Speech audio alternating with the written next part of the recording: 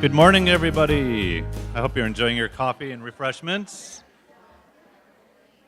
Don't make me flash the lights on and off. So good morning and welcome.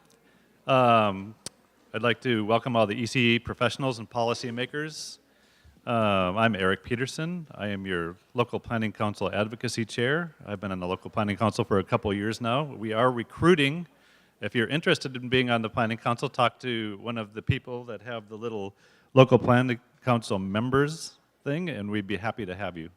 I currently work for CoCo Kids. We used to be Contra Costa Child Care Council. We rebranded last year. So this is our 14th annual Children's Issues Forum. Our theme this year is going to be Leading with Your Heart and Voice. So our speaker today is Linda Asada, who is a friend of mine, and I'm also on her advocacy board at the Child Care Resource and Referral Network. That's good. So I'm really looking forward to hearing her keynote later. So this year we did see some changes in the local planning council. We lost Ruth, the first 5, Contra Costa, which we're still happy about because she's still with us and a partner with us, and we gained Susan Jung, who has been a friend of mine for a while. We went to Mills College and got our master's degree together in education, leadership program in early care, and she's been in the field for a long time and is going to be great. She's already great, so we're very happy to have her on board.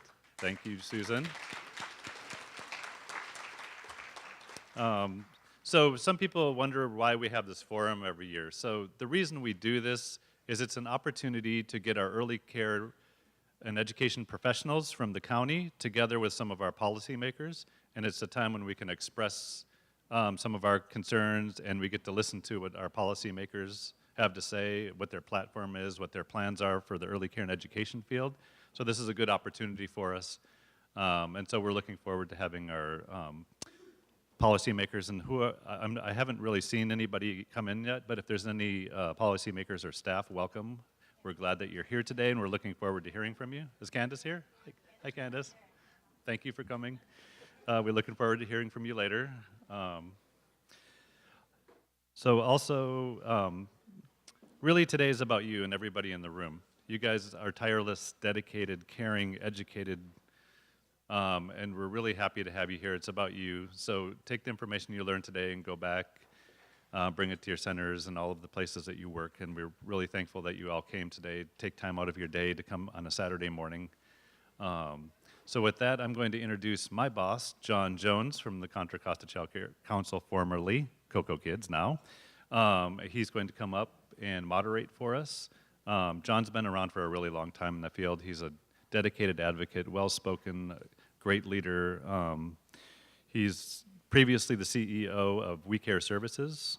He is also currently on the first 5 Contra Costa board.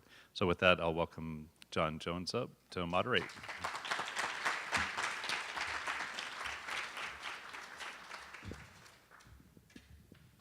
You don't know, that made Eric so nervous because he's like, oh, please, my evaluation is this week. Don't factor that in. All right, good morning. Let's try that again. Good morning. Because I know if we all work with children, what's the response we expect back when we say good morning? All right, it wasn't lost on me that I think the speakers are working over here and they're not working so well on this side, right? Can you guys hear? All right, so if I'm ignoring you, it's because they can't hear, all right? All right, so thank you for coming today. It's not lost on me that the Young Children's Forum is predominantly female, and your first 2 speakers were men, all right? So this is one of the things, what I wanted to tell you real briefly is my story and what got me to this place, and I'll tell it really quick. I started off as a child, all right? Has anybody else here had that experience? You were a child for a few years? Okay. All right. So in that experience, though, I went off to school, and I grew up in Colorado, in Denver, Colorado, and I went to college in Greeley, and I thought I was going to become a journalist. I was in the journalism school. I actually started off as a communication major, and the school moved it over to the Department of Journalism. So then I started learning about telling people stories, and I thought that was where I was going to go. I wanted to tell other people's stories. after I got out of college, I decided that I didn't like people as much as I thought I did. So I didn't want to tell their story. So then I drifted. I took a sidetrack and I went into marketing and sales, worked for US Telecom. I hated that job. And then I went to work at a record store, which was a great place to learn about music, but it's I would call it a soul killer. And then at some point, I had a friend who was a special ed teacher. She came in and she asked me to apply for a job at the Denver Children's Home. And I started a career working in nonprofits as a counselor with teenage girls. So I'm a 23-year-old man working with 17-year-old girls, and I can tell you right now, that is not a good idea, okay? But I learned about the struggles that a lot of kids go through growing up in a complicated system. From there, I moved out to California. I first moved to Daly City. I was there for 1 month before I found out that in the East Bay, they actually have sunshine. So I moved over here, and well, the interesting thing is the quick journey out here is my fiance at the time, we drove from Denver to San Francisco. On the way there, if you go through Wyoming on Interstate 80, somewhere in the middle of nowhere, there's a monument to Abraham Lincoln. So we stopped at the Lincoln Monument. Then we got to cross the California line at one point, and we decided to leave all our stuff at a public storage. And we pulled over, and it was on Lincoln Avenue in Vallejo. So after we dropped our stuff off there, we went to look for a place to live, and we ended up living in Daly City at a place called the Lincoln Vista Apartments. So you see a pattern happening here? So then I answered an ad in the paper, and then I really kicked off my career because I ended up working at a place called Lincoln Child Center. So I figured out it was fate. So at Lincoln, I worked with kids age 6 to 12, and this was a really big deal for me because I really liked working with kids. And what I learned through that process is that the struggles kids go through don't start at age 12. They don't start at age 17. They start as early as birth. One of the things I was able to do there is I created programs for school-based mental health programs in the Oakland Unified School District. One of the school sites we had was Washington Elementary School. And the thing we noticed there is as we worked with the teachers and teachers became more educated about mental health needs and the struggles of kids, that they started referring kids earlier and earlier. So when I first year of the program, all of our referrals were 5th graders. And then they got younger, it was 4th graders. By the 3rd year, most of our referrals were 1st grade girls because the staff got so good at identifying kids with troubles. So from there, I decided I needed to get younger. You know, I went from teenagers to latency age, now I needed to work with younger. That's how I ended up at We Care, which is a 0 to 5 organization working with kids with developmental disabilities and mental health needs. And I always tell people my next move after this is I'm going to go open a fertility clinic so I can really get there at the start, okay? All right, so that was kind of my journey into this field, and I feel very blessed that young children are our future. I was thinking about it this morning that one of the things you guys should consider yourself about is that you're kind of the guardians of our future.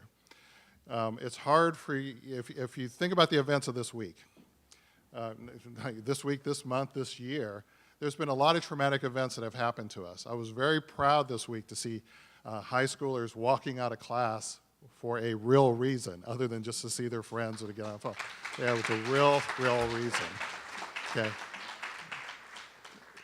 Those are the types of things. Any serious social change, any serious movement in the world only occurs when people stand up and they act together. So it would warm my heart to see that kids were getting involved, they were becoming active. What I think is a struggle for our youngest is they don't have a voice. I think all of us in this room, or maybe just me, grew up with that phrase, children should be seen and not heard. All right, so somebody has to speak for them. Our kids are learning at an incredible rate. What they're not learning is how to advocate for themselves, except for that move that most kids do. I don't know who taught another kid to go limp. You know, I don't know if there's like you ever notice that a 2-year-old, you say, come here, and then they go, oh. I don't know where they learned that. That's a great nonviolent skill. You know, it's like they were reading Martin Luther King and said, nonviolence, thank you. So we have to be the voice for young children. We have to be there to support them. One of the things that, if you were lucky enough last week to actually turn on 60 Minutes, there was a piece by Oprah Winfrey about trauma-informed care. and she was interviewing Dr. Bruce Perry, and one of the things she asked the question of what happens with children who have gone through these traumatic events. Why do some succeed and some don't? They can go through the same amount of trauma, but we see some resilience in some and other. And he said it's very simple. It's all about the relationships.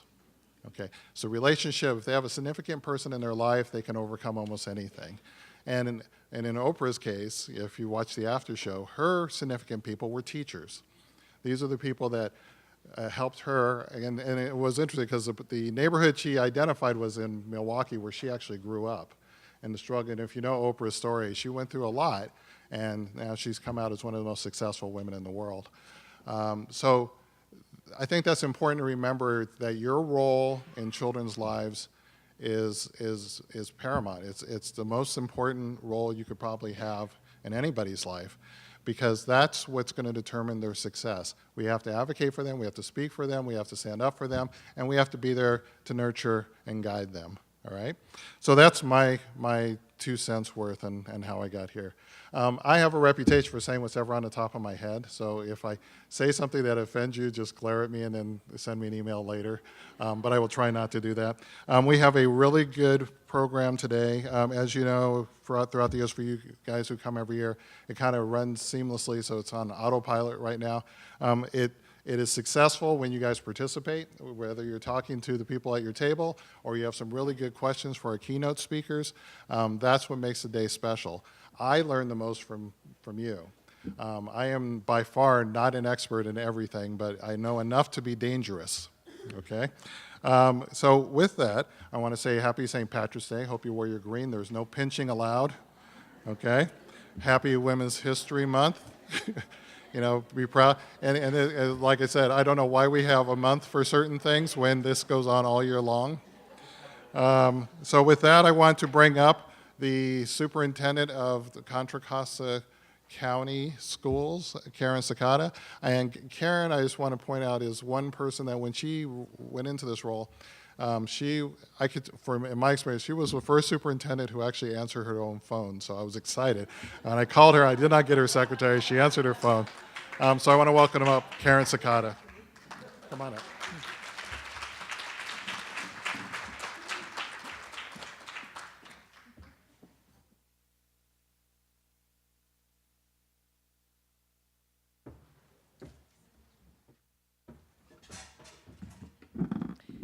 You must have called me early on because they won't let me answer my phone any longer. Good morning. I'm Karen Sakata, your County Superintendent of Schools, and I am honored to welcome you to our 14th annual Young Children's Issues Forum, Leading with Your Hearts and Your Voice. Over the years, this forum has been powerful and unique, and the forum is designed to communicate and educate us on the most important children's issues. It's a forum on civic engagement.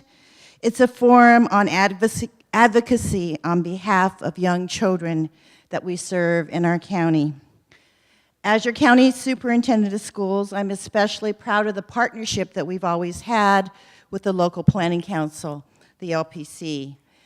And as I look around the room and see all of you, I know I'm surrounded by so many parents, teachers, administrators, caregivers, community groups, federal, state, and local legislators, all with the same passion. We know the importance of early learning, and I see that our partnership together is even stronger than ever. I believe personally that the most critical time in a child's development are the years from birth through age 8. As a former speech-language pathologist, I knew the importance of providing a rich, language-based environment as early as possible from the moment a child is born. As a former early childhood specialist, I knew the importance of working with families and teaching families the importance and the joy of early learning. And as a former principal, I knew from the moment a kindergarten student walked on my school grounds, I could tell those students, those young kids, 5-year-olds, who had a quality early learning experience. So we need to assure that all kids have that experience, that access to quality early learning when they enter kindergarten. In order for us to do that, we collectively need to have efforts to bridge the education continuum from young children from birth through the age of 8. I believe the two most important ingredients in preparing a young child are the parents and teachers. And actually, when I say teacher, I think of it in the broadest sense possible. Preschool teachers, daycare providers, parents, grandparents, guardians, who have access to the tools and resources to be that teacher. I love this particular event because this event is a call to action. To act, to explore and access the resources available in this amazing community, to act on public policy that focuses on young children and promotes early learning, to act on being an advocate for young children and having our voices heard. We are the voices for young children. I'm proud of the relationship that we have, especially with the local planning council, and leveraging all the resources that has developed and resulting in this convening for the last 14 years. And I know that we'll continue to work together to advocate, to bridge, and to improve the lives of young children. I'm retiring in 296 days, 3 hours, and 35 minutes. And it's kind of cool when you can see the end of the tunnel, but people come up to me now and say, you know, Karen, now you can tell your truth. And actually, lately I've been telling a lot of truths. So people have been asking me, if you had all the money in the world and you could do one thing to change education, what would that be? I believe in universal preschool. I believe that every student should walk in the doors of a kindergarten class with a rich early learning experience behind them so that they're ready to go. I believe that that's the one thing that would prevent the achievement gap that we have for students of color.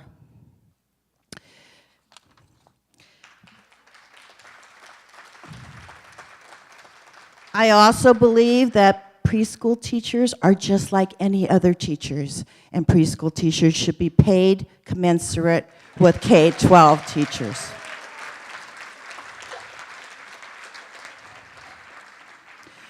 We need to put our money where our mouth is if we're serious about providing early learning experiences.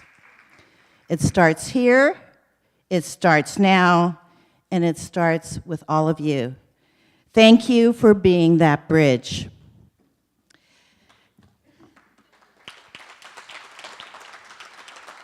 So now I have the honor of also introducing our elected officials that are here so far. Have anyone else come in? I'm sorry. I'm sorry. Leah Bristow from Karen Mitchoff's office, could you please stand? Of course, Supervisor Candace Andersen. Janessa Jones from Representative Jerry McNerney's office. And our Pleasant Hill Councilman, Dr. Michael Harris. Did I miss any other elected officials? I know there'll be many more to join us. I now have the honor to introduce Dr. Michael Harris.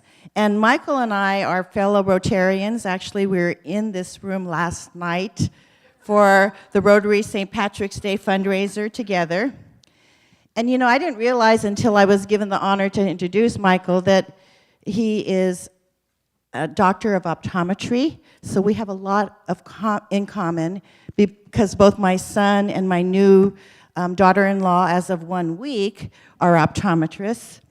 Michael and I also have in common that we are both closely affiliated with Cal Berkeley. Go Bears. Michael has spent 15 years on the Pleasant Hill City Council and recently finished his term as mayor of Pleasant Hill City Council.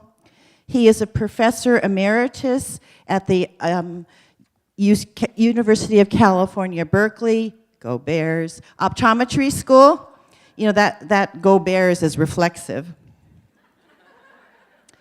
Where he's taught over the last 50, is this right? Whoa, 50 years. It's really hard.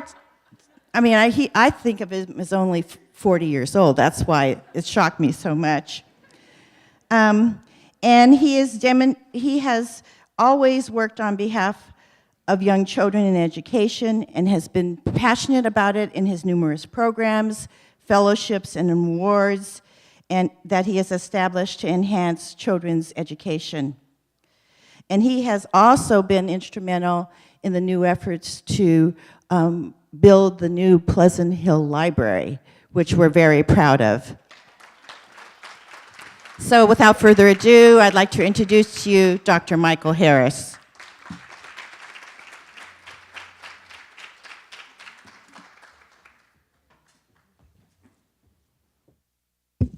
Thank you, Karen. Good morning, everyone. Welcome to Pleasant Hill. On behalf of our mayor, our entire city council, and our staff, we're delighted that you chose Pleasant Hill for today's forum. As Karen indicated, I am a veteran educator. I have a Lincoln connection too, John, but there's no truth to the rumor that I was Lincoln's optometrist. That rumor is not true. But I actually grew up in San Francisco near Lincoln Avenue. I went to Lincoln High School. So we do have that connection. My passion for education and children has been something that I have used to try to advocate for early childhood education. When I was mayor previously, I started the Pleasant Hill Education Initiative. This was an opportunity for volunteer folks to work in schools to help folks who, in kindergarten through second grade, who did have some reading difficulties, get the kind of one-on-one instruction that they need so that they could get up to the regular reading readiness preparation as they move on to school. As I indicated earlier, I have been in education for over 50 years. Most of that has been at the university level. I have to tell you, sometimes those folks act like children. So I'm very familiar with young children. I also have 2 grandchildren of my own. And one of my favorite quotes is, "Our children are the future we may never see." That's true. So we owe it to them to prepare as best we can. And I'll leave you with one other quote from Franklin Delano Roosevelt. "We may not be able to prepare the future for our children, but we must prepare our children for the future." I am not going to be able to stay for the rest of this meeting because I'm going to put into practice exactly what I said. I'm spending the rest of the day with my grandchildren, and I hope that I will help prepare them for the future. The work you do is invaluable. I appreciate each and every one of you being an advocate for children's education. You are my heroes. I wish you the best of luck at this meeting. I look forward to meeting all of you somewhere along the way as we work through the various issues that affect kids. Anything I can do as a council member or a representative to help advocate for children's issues, please let me know.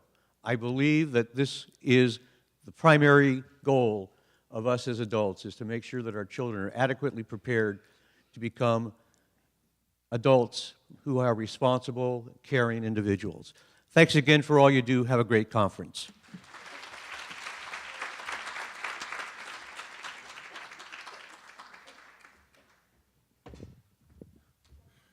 right, thank you, Dr. Harris. All right, you know, Karen brought up a good point. If I had all the money in the world to fix education, it'd be very simple. I could do this in 5 minutes. I would make the starting salary for every teacher to start at $100,000. I think that would solve the problem overnight, you know, because that's why it has to be all the money in the world. So, all right. I always thought that it's important, you know, when we think about advocating for children, as I get older, I realize that I'm in two camps. I'm advocating for children, and I'm advocating for elderly as I become more elderly. And as I get older, I start to get more jealous because it's like these kids have everything. You know, I saw a 7-year-old with a cell phone. You know, when I was a kid, we had one phone. It was shared by 6 people. And it was in the middle of the house, and everybody heard your conversation. Now kids have their own. I asked the mother the other day, why did you give your kid a cell phone? Your 7-year-old has a cell phone. Why? And she said, because I need to know where she is. I said, hey, get up and look. You know, right?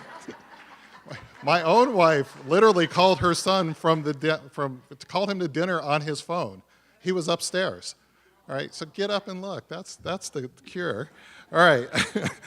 All right, so moving along, I am very happy to introduce our keynote speaker for today.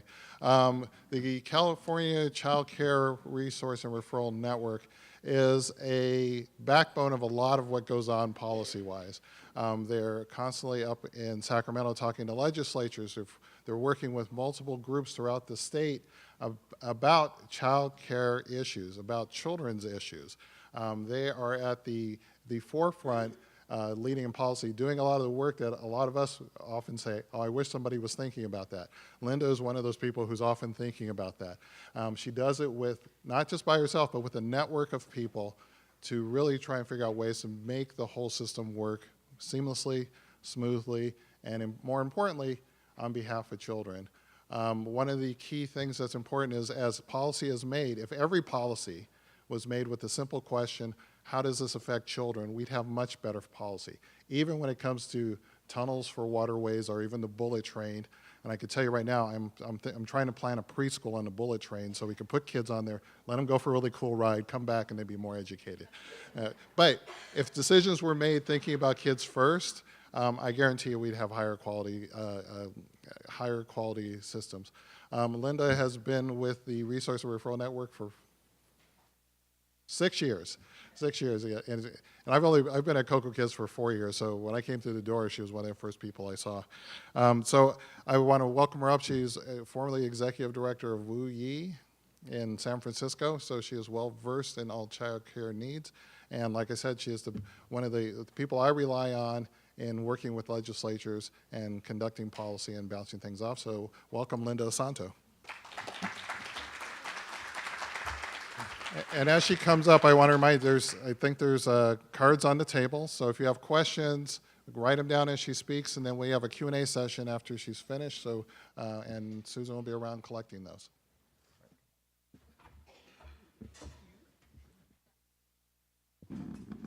First, good morning, and I thank you all for inviting me to speak to you today. I just want to say I just love the fact that you're in this space. It's beautiful, and that it really, I think, lifts you know, the professionalism of what you do day to day and the importance of what you do today. So I just want to just call out that I just appreciate that you guys are celebrating and talking in a venue as beautiful as this. Just to add a little bit about myself, I just want to say I'm also been a consumer of early childhood myself. I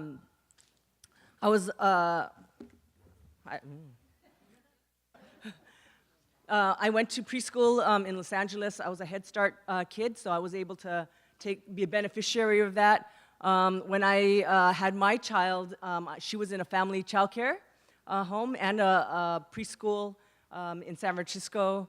And certainly, as I think Jon said, I've run agencies that had infant, toddler, preschool, after-school care, both in Boston and also Boston Chinatown, and also here in San Francisco Chinatown. So I feel like I know your work well, and again, has been a beneficiary of your work, and I really appreciate it as well. So I just want to say that I titled this talk, Leading with One's Heart and Voice to Change the World, because right now, It's an important moment for you to exercise your leadership and your voice, and I really hope that you do. Sometimes when I talk to parents and providers, they say, you know, I'm just one voice, and you know, I really can't do much. But I want to tell you a story. And if you could flick the slide. So, as John said, I work at an agency, the California Child Care Resource and Referral Agency, that was founded almost 4 decades ago by a woman named Patty Siegel. Some of you may have heard of her or know of her. She passed away in late 2015.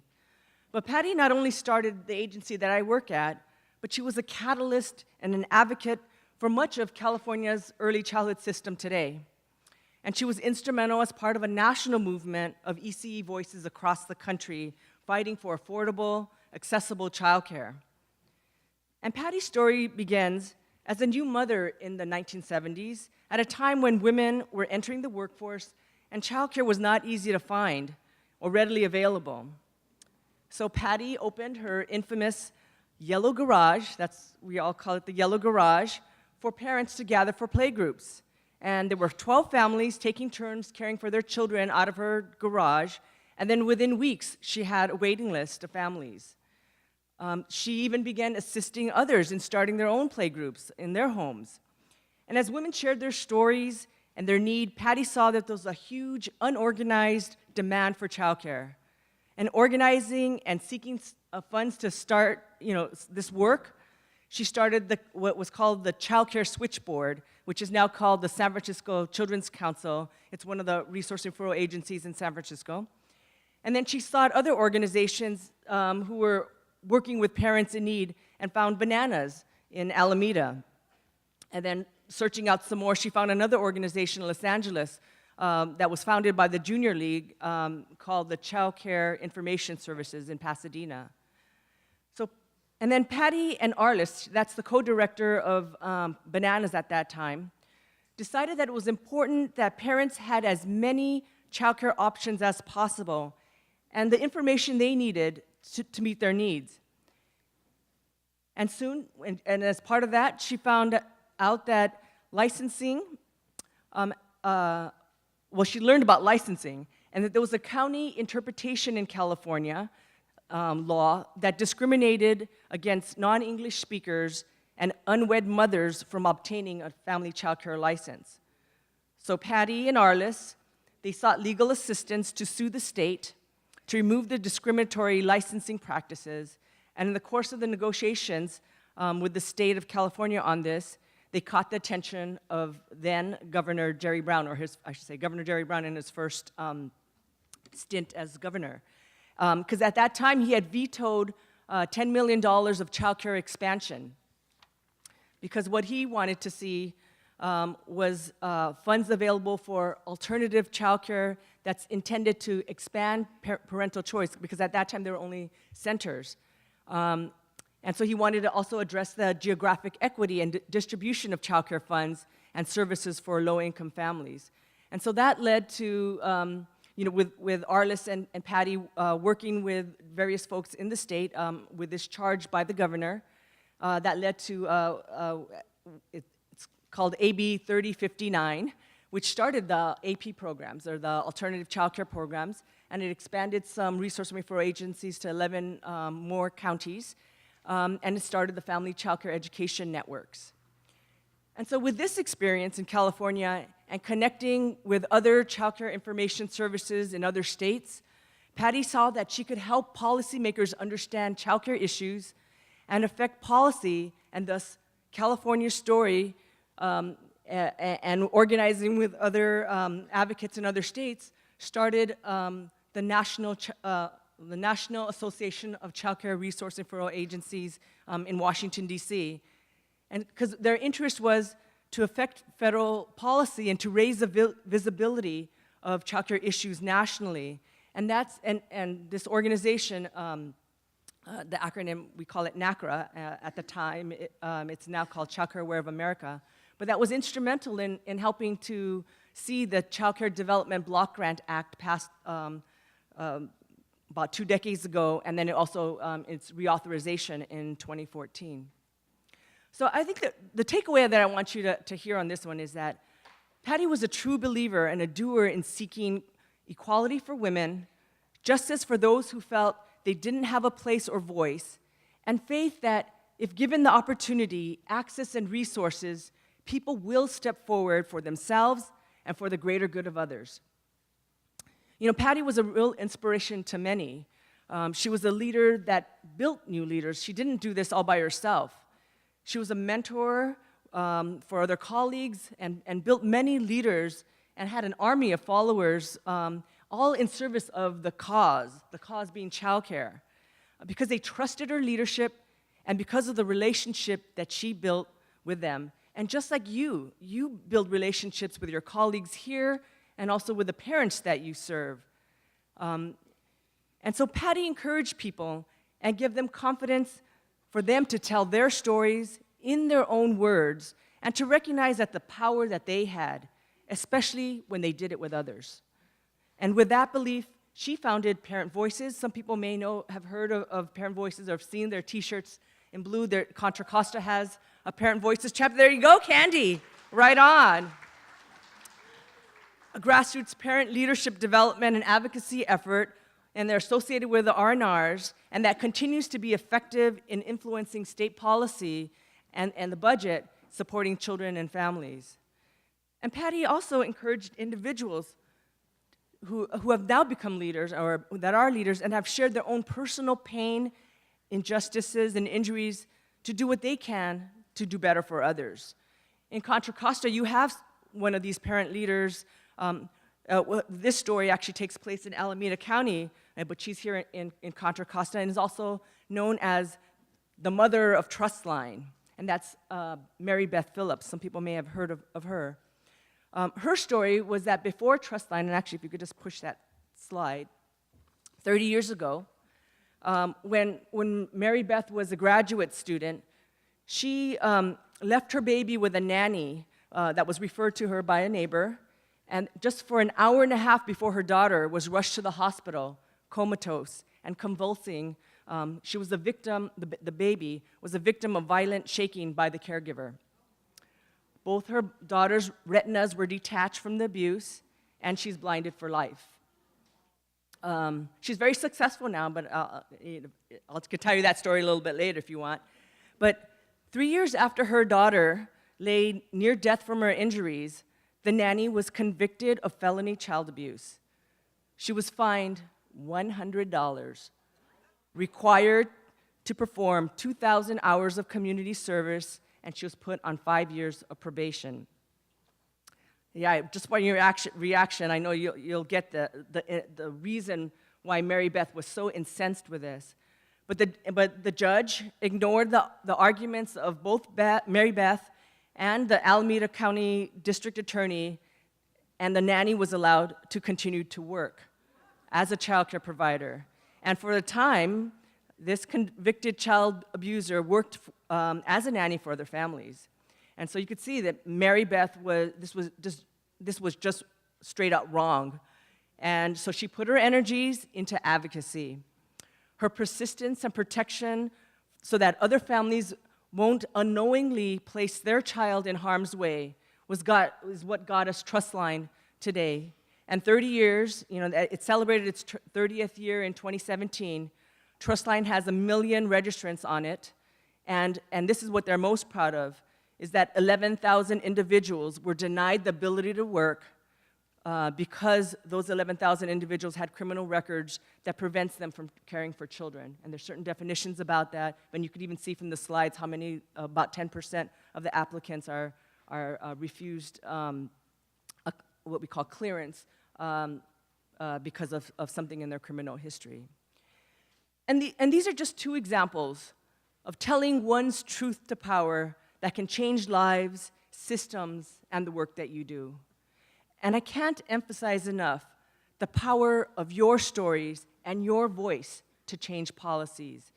And while you might say, these individuals are exceptional, and I can't do that, and I'd say, yes, these are exceptional individuals, and you can tell your story and make a huge difference. So you have another local hero here in Contra Costa.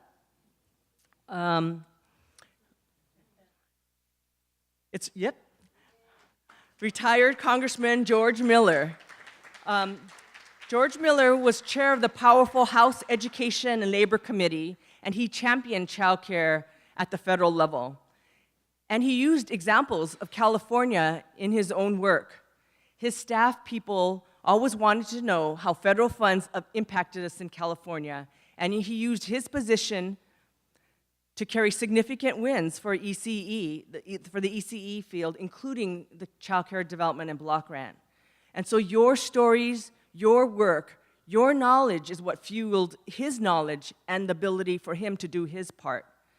And he is still active, having circulated a bipartisan letter earlier this year to Congress asking for doubling of the CCDBG funds. And he did this with a partner, which was one of the most conservative, which is Rick Santorum, a Republican.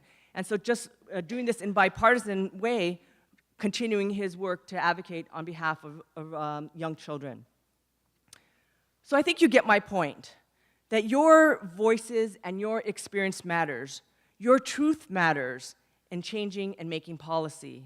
Without it, we would not have the many gains that we have made, even in the hard times. And I could tell you a little bit about that at some other time. But even during the recession, childcare did very well compared to other sectors, and that's because of the work of childcare advocates like you and many others. But let me get to where we are today, and what's important for you to know, and why it's important for you to contribute your voice. So I'm not going to go into what you already know about like brain development, brain science, and the value of child development, because I know you already know that. But I want to show you a little bit about the bigger picture that I see, and I think there's 4 big things that I want to just draw to your attention. So the first is what I think our field needs to understand is our ECE landscape, and in particular, what's going on with supply. So that's, availability of childcare, because this also affects demand, which is parents' ability to find childcare that meets their needs. So you can see from this slide that statewide, we saw a decrease in the number of childcare supply. It's about 4% since 2014, when we last collected this data. Centers are fairly stable over this time, post-recession, about a 2% decrease. And if you look at the family childcare supply, you'll see that that's been at a steady decline. It's had dropped about 9% in the same period. And then the next slide, you'll see since the Great Recession, that's 2008, that family childcare in particular has dropped 26%. And why this is important for us is that family childcare is where you're more likely to see infant and toddlers. It's often the most affordable childcare spaces. They have smaller group sizes. They also have a more flexible schedule for full-time and part-time care, or for parents looking for full-time and part-time care.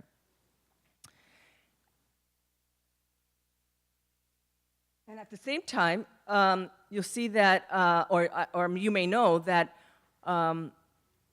that the unemployment rate that the state collects show that it dropped by 5.4%. That means more people are in work. And then you'll see from this slide, I don't know if you could see it clearly, but you'll see that 80% of the families that are calling the resource and referral agencies statewide are looking for childcare because they need to work. And then 12% are in school, and 8% are seeking employment. So you see the relationship of work and the need for childcare.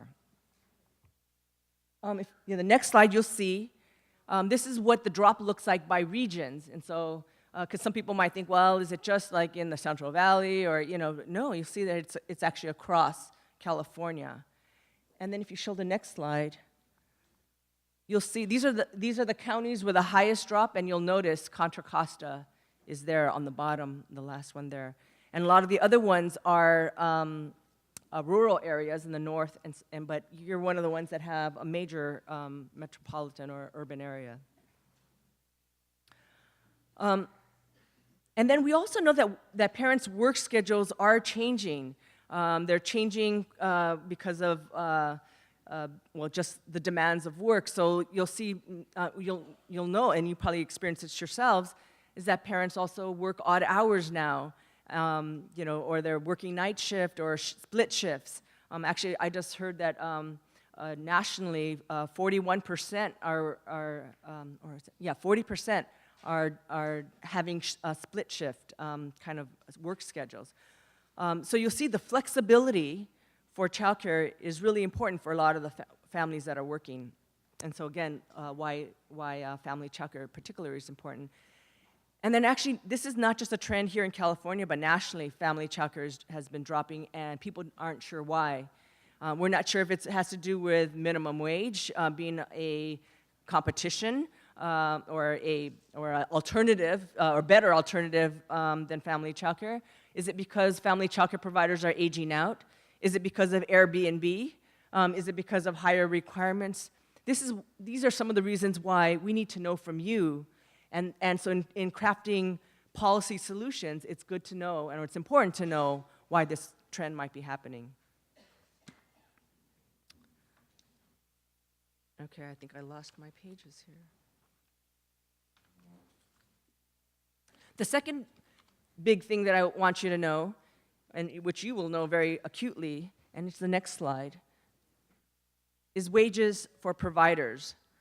The governor has made some small increase in the last couple years for subsidized childcare. So if you have a contract with the state, you might have saw some small increases.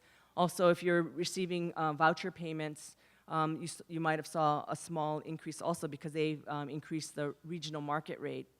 But clearly, it's still not enough to cover the cost of care. And I know in San Francisco, there are a few sites that are also short-staffed, meaning they have a facility, they certainly have the demand for care, but they can't afford to pay for and find qualified childcare providers because of the wages. So you could see the contradiction here.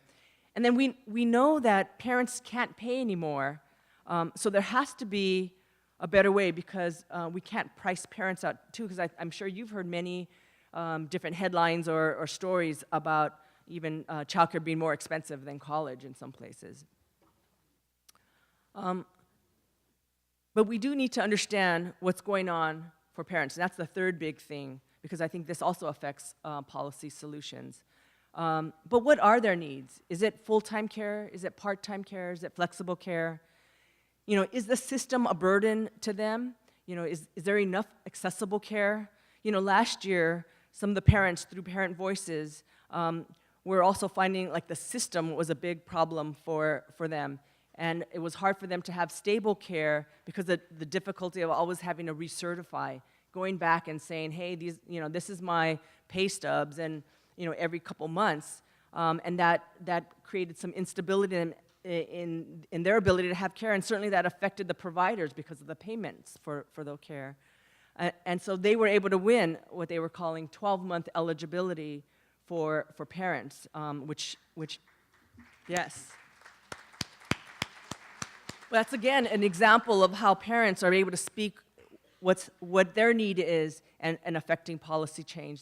And just to let you know, this year, the call from parents is for more funds to open up more slots, because in the past there was hundreds of thousands on previous waiting lists that were eligible families, and that just gives you a sense of how many people are still in need. And we don't know that number today, but we're estimating it's in the hundreds of thousands. But what we need to know is what kind of subsidies. Is it more preschool? Is it for infant toddler? Is it for more flexible care? Those are the kinds of things why your stories, again, matter for policy.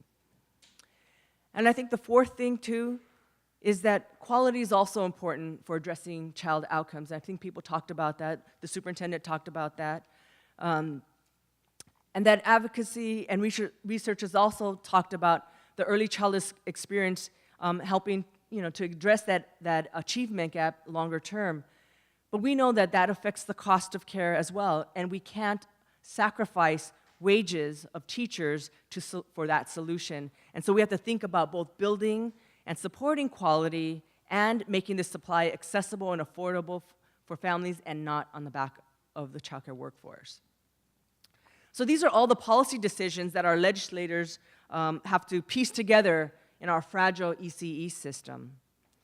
So I want to tell you a little bit about where the state and federal budget is right now and what you can do. So in January, the governor released his proposed budget for the state of California.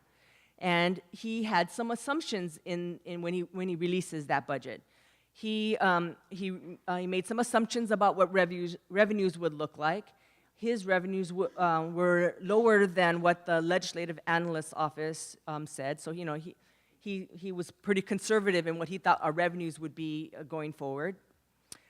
He also wanted to save some money for what he calls the rainy day fund, because he believes very much that our current state of growth may not last forever and that we will likely have a correction and some dips, so he's was caution everybody about that. He said in his statement also that there would be no new commitments, nothing that would be ongoing commitments, because he didn't want to put pressure on future budgets. And he also was warning about unanticipated expenditures that we might feel from the federal level, like on at that time it was worried about the impact of the ACA, and the impact that things like that, what the federal level would do, and how that might impact, and where the state might have to backfill.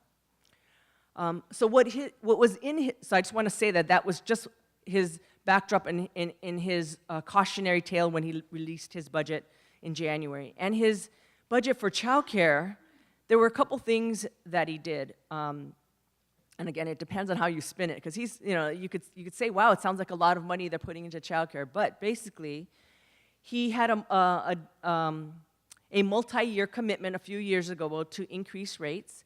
And so this will be the final year of his commitment to increase those rates. And so you'll see those in his budget that he's honoring that commitment and raising the rates a tad. He's added some additional funds for inclusionary childcare, expanding and making childcare more inclusive, and he allows for facilities and other things as part of that expansion. He added some new preschool slots. That was part of his multi-year deal, and there's a very small COLA. So that's what's in his proposal. But all to say, this is just a proposal. And there are many steps once a proposal is put forward before you get to a final decision in June. And this is why it's important right now for your voices. So just really quickly on the process. So that in January, the governor puts out a proposed budget. And then during the springtime, there are a number of hearings. The Assembly has hearings, and the Senate has hearings. And these are really important venues for your voices to get heard. Earlier this week, on Tuesday, there was the Assembly hearing on childcare. And during this time, you'll hear parents speaking, you'll hear providers speaking, advocates speaking about the importance of childcare, and raise a number of issues like this, like wages, like slots or the need. And so again, your voices are really important during this process. People visit legislators, they have policy positions for the legislators to consider, and those are super important as well, because it's a one-to-one relationship and knowing your story, and that they carry that with them in their minds as they make decisions. During this time, we also visit many caucuses. The legislators, sometimes they can't go through all the different bills and proposals that are in front of them, so they rely on caucuses to kind of vet some of the information together. So the Legislative Women's Caucus, the Black Caucus, the Latino Caucus. So there are different caucuses that might meet and talk about some of these issues, and those are important during this time to get a message across. And then after these hearings, the governor releases a revision after the May taxes and the money comes in. He revises it, and so we will all be looking at whether after hearing all these testimonies from the hearings, whether there's enough pressure that the governor may make some adjustments, and hopefully in the child care area that follow some of the policy positions that have been put forward by advocates and the field. And then after that, there's still more, again, a repeat of other, more conversations with legislators and budget staff and whatnot to tell your stories. So there's many opportunities to get your voices heard, and there could be media coverage, as with any of these revised policy positions. And I just want to tell you what the field's unified ask is, because I think this is important for you to know that with your stories, what some of the key messages that the field is putting forward.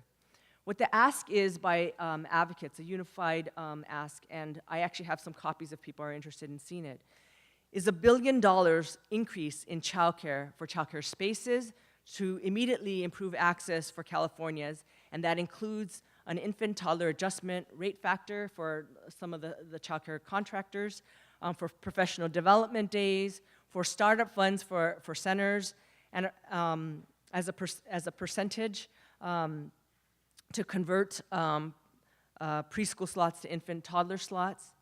It also supports the governor's inclusion expansion, but they want to tweak that definition to make it more inclusive. And there's a support for the Child Care Initiative project to help build the supply and the quality training for family child cares, again, to address some of that huge drop that you saw in the family child care supply. And also for increased dollars for consumer education database and website. So that's really important, is the call for $1 billion increase from the existing, on top of the existing system. So I think what's important to also know is whether, and to put forward as part of the message, is to take into account what the Legislative Analyst Office is saying is more an optimistic view of our revenues than to also live in the constraint. I think we're looking at these as important, I guess, investments in our future, but also it's what's needed to, and that'll carry forward in the future. I also want to let you know, just other backdrop, is that, and some people may have heard of this, but in February, the federal government passed its budget. It's a late budget for fiscal year 2018. In that budget act that was passed by Congress and signed by President Trump was an increased funding for 2 years for the CCDBG, the Child Care Development Block Grant. It basically doubles the amount. It's $5.8 billion for 2 years. That's divided by 2 years. So, half of that for this current year and half of it for next year. So there's still some efforts to make sure that we cross that finish line, and we'll know this next week, because while it was the Budget Act, it still has to go through appropriations and whatnot. And so a big date to know is we'll know on March 23rd if they will be true to their word and follow that Budget Act and double these funds for the CCDBG. And so just why it's important for you to know that is, of these dollars, roughly about 10% goes to California. So if you think about the $5.8 billion divided by half, because it's half this year and then half next year, and about 10% of that is going to us. So we think in the field there is money for childcare, and so that's why we feel like the $1 billion ask, while it might sound big, is doable. And so that's why we think now is the time to be saying this message.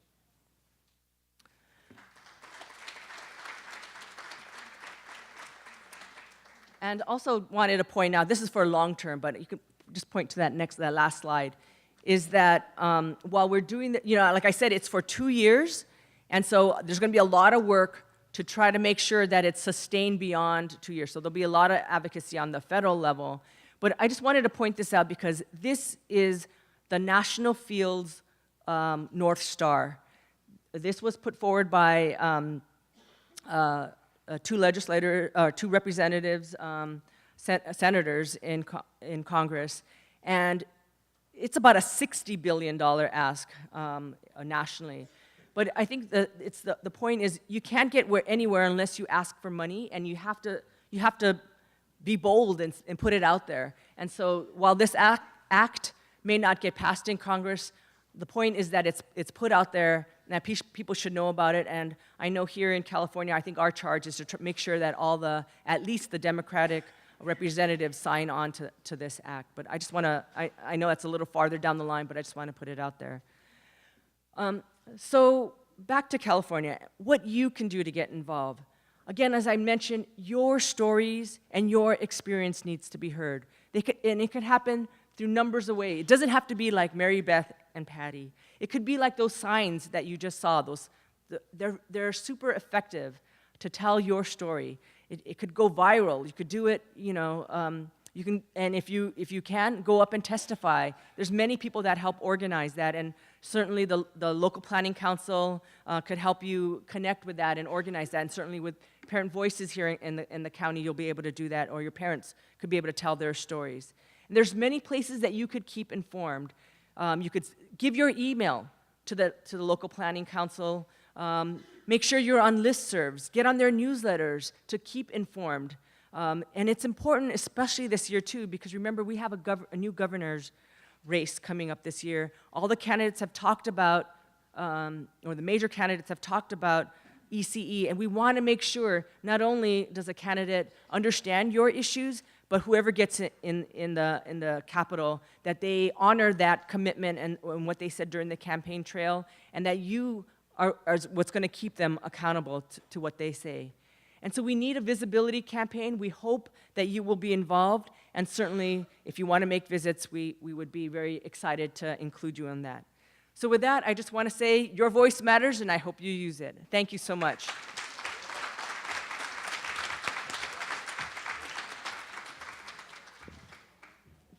All right, can we get the lights? I'm actually going to fall asleep now.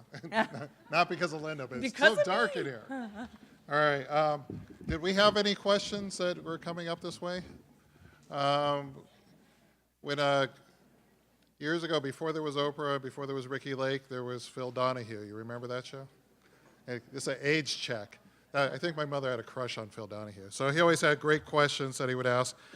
So one of the things you talked about, Linda, was the change in parents' schedules. And I know they're using the term gig economy now, that a lot of people are working 2 jobs, split shifts, split hours. How do you see that impacting the child care needs of families, considering that people aren't working 9 to 5 anymore? Yeah. So one is, as John said about the gig economy, you know, there's been a lot of interesting developments with technology, not just the big tech firms, but there's some employers are now able to switch up your schedule based on what they think.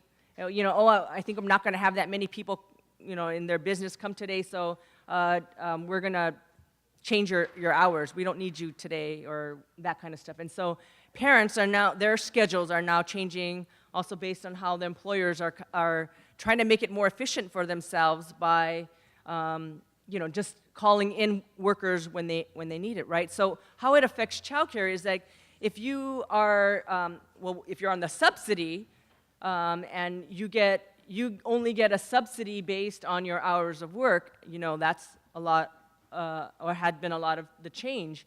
And then certainly if you're the provider that was accepting that, and you can't rely on that child being there, right?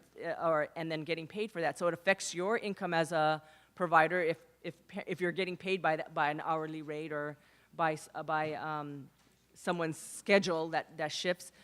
And then also that impact on that child, if that child is here some days, not some days, that kind of thing. So there's the interrelationship of work scheduling and childcare demand, and that's why I think that the 12-month eligibility part was so significant. I think for parents was that it also gives some stability that says that you'll be here and that you'll be able to use that. All right, and just 2 quick questions, because I want to keep us on track. This question is about technology. It says, when technology like Alexa are now reading to our children at bedtime stories. How do we stress the importance of these moments with parents who are working more hours, and they're tired, and they're just trying to make it by? Yeah, I totally understand this. I mean, and you all know the story, and some of you, and this might be also your story as well, how challenging it is, to get to work, drop your child off, cook, all that stuff that a parent does, and totally understand that sometimes they are tired, and it is hard for them to take that moment to to interact with their child. But I think that's one of the roles that I think you can help parents understand is that moment of just small interaction. It's that connection. It's and whether that's that during feeding time to connect, whether it's just bathing, all that stuff that you can do to help them understand what you do, the importance of what you do in that relationship building, and then maybe what they can do and model that a little bit for them. But I totally understand that in today's world, that and busy demands on parents, that it is hard. But I think if they understood the importance, and they could even see what that looks like and how you do it, I think that would make a big difference. So a lot of parent support and parent education. All right, and then real quickly, how do we work to get funding into the private sector to raise wages and help families? That's a super important question, and it's kind of interesting because I have been talking to a lot of also in the private sector as well about this, and I'm trying to get them to also do this on a more equitable basis, because I think there's been a lot of interest in childcare by businesses, but it's been for like the upper echelons of their companies, meaning like on-site care for for some of their high employees. So I think we're trying to talk to them about the importance of this all the way through that their companies, not just the high end. But there's many ways they could do it. It doesn't have to be just you have to have an on-site. They could subsidize their employees to use care out in the community. They could also help their employees find childcare, connect with a resource and referral agency. They could support play groups on site and maybe bring in providers that might help them. There's paid family leave they can offer for their employees. I think there's a number of things that they can do. It's just a matter of stretching their notion of what that could be, and it's not just so that they could just stretch their upper echelon employees longer. All right, we got a couple of really good questions I'm actually going to save for our legislative group, because they kind of fall in that realm. It's very topical. So with that, I want to thank you, Linda, for coming today. We actually have a wonderful parting gift. Thank you. Do I know which one this is? Is it? We have flowers. Oh, is thank it you. one or two? There's like a lot of flowers down here. One. Thank you for coming. Thank All right. you. All right, give her a great big hand. Like I said, Linda is working tirelessly on your part, and I know she asked a lot from you, and I could hear people go, I am so busy, I cannot do all those things, I cannot go to up there and speak. It's as simple as writing letters. That goes a long way too. It's as simple as just picking up the phone and calling your representative and asking them what is going on up there. Remember, they work for you. You don't work for them. What was the card? Oh, yeah, there are advocacy cards on the table, so you could do a little, you could do a lot, but everything makes a difference. A quick story about parent voices. I really believe the legislators in Sacramento are scared to death of parent voices, right? They show up with their shirts, and they know what they want. They get in, they get out. They're not like wasting time. They mean business. And what I think is great is all the parents in Parent Voices treat the legislatures like they should be treated, like they're in their employees. They don't go in there begging, they go in there asking, they go in there telling. They say, this is what we need, not would you please. So that's the kind of attitude you have to meet. Remember, every elected official works for us. If you're paying taxes, you have a right to know what's going on. Right, Candace? So next up, we have our legislative panel. And I think, and we're expecting one more legislature, or is that person here yet? So we do have someone coming on the way. I want to introduce Sean Casey to you. Sean Casey, if you don't know him, he's the executive director of the First Five Contra Costa. I've had the pleasure. Okay, I will tell you this, full disclosure, I was on the hiring committee for Sean. Okay, so Sean has been there as long as I've been there. I was on the commission for literally 2 weeks, and they said, hey, we need you to hire an executive director. Thus, we found Sean. Sean has been a beacon of light in this county. He has done things that you don't even know about, and if you ever find out, you'll be just as proud of him as I am. So with that, welcome welcome Sean Casey.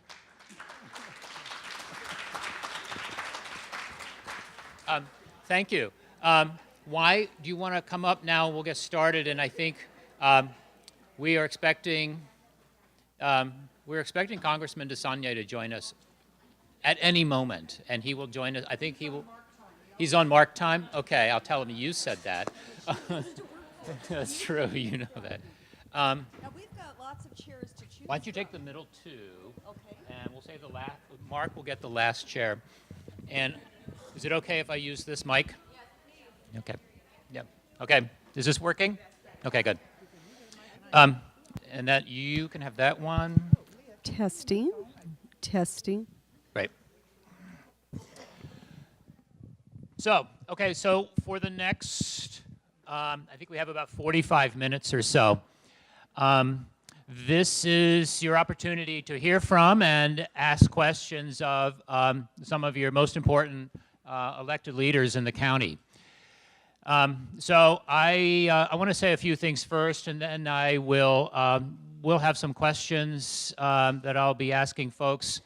But I want to make sure we have plenty of time for you to be asking questions. For those of you for whom it is a real-time issue to get to your the offices of your representatives, either here or in Sacramento, not to mention Washington, this is your chance to really put your questions forward. So I hope you will start scribbling questions whenever you have them. I'm assuming we'll have folks to pick them up around the room. And we can start picking them up as well, because I want to make sure you get a chance to participate in this as well. Before I formally introduce people who many of you already know, I want to say a couple things about kind of where I think we are in this field, in this county, in this country. As Jon mentioned, I've been with First Five. I've actually been with First Five. This is my 18th year. And so I actually started before Jon came on the commission. And it's my 13th year as executive director.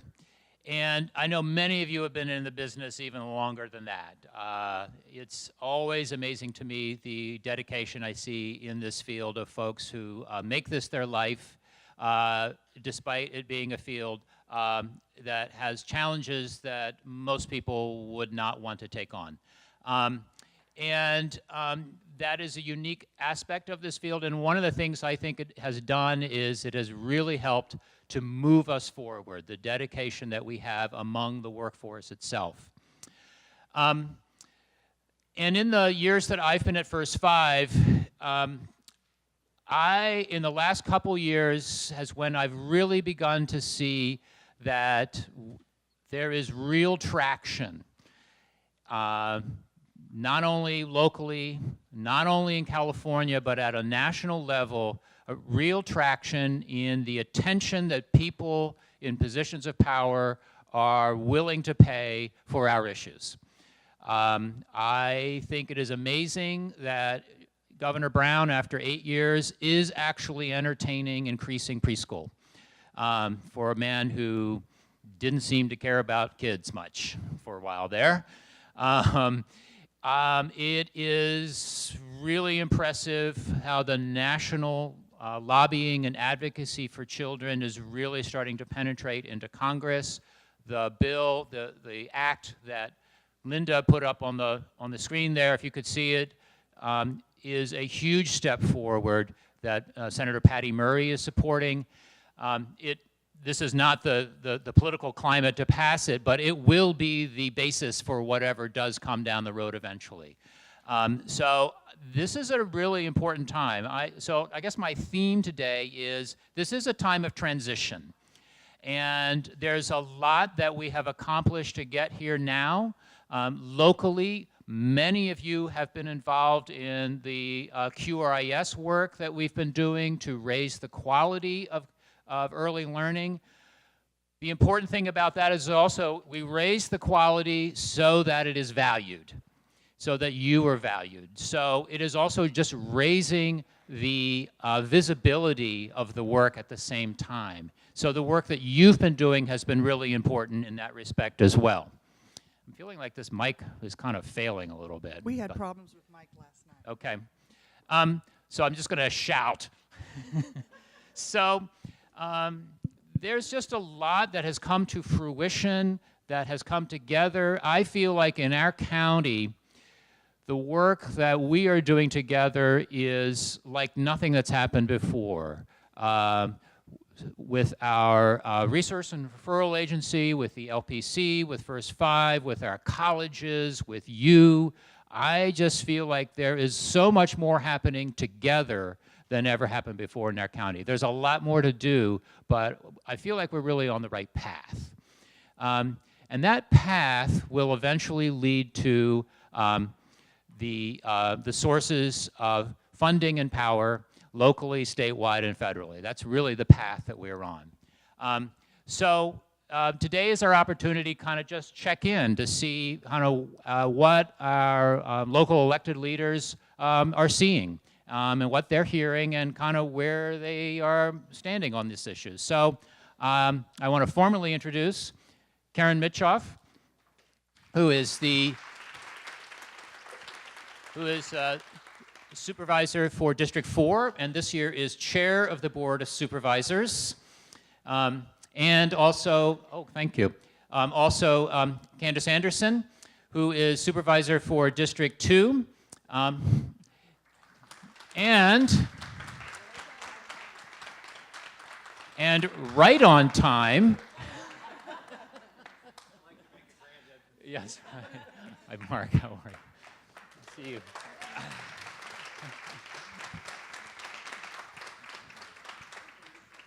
Right on time and appropriately wearing green, Congressman Mark DeSaulnier.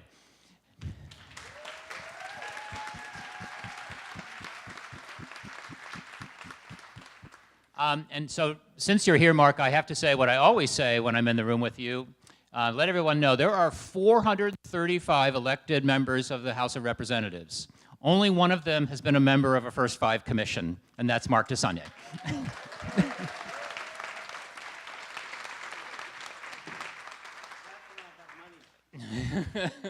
As have Karen and Candace as well. That's what you all have in common. You are all former members of the First Five Commission. Welcome to return at any time. So to get started here, I'd really like to just sort of say in your districts, in your the areas that you represent, what do you think are the primary issues for families, for children? Kind of what are you seeing, what are you hearing that's on your mind about this issue, our issues? This is working. Thank you very much. First of all, welcome to District 4. I always love to welcome people, the city of Pleasant Hill, my hometown. What are we seeing? It was very interesting hearing your introduction because I have been a little bit removed from that issue, but I will mention one thing, and I don't know if anyone is in here from the Coalition for Budget Justice. Does anyone know what I'm talking about? This is a group of community-based organizations that has approached the Board of Supervisors wanting more transparency in how we come to determine our budget. And I loved it when Mark did this because that's true. That's when there was money. Candace and I don't have that luxury these days.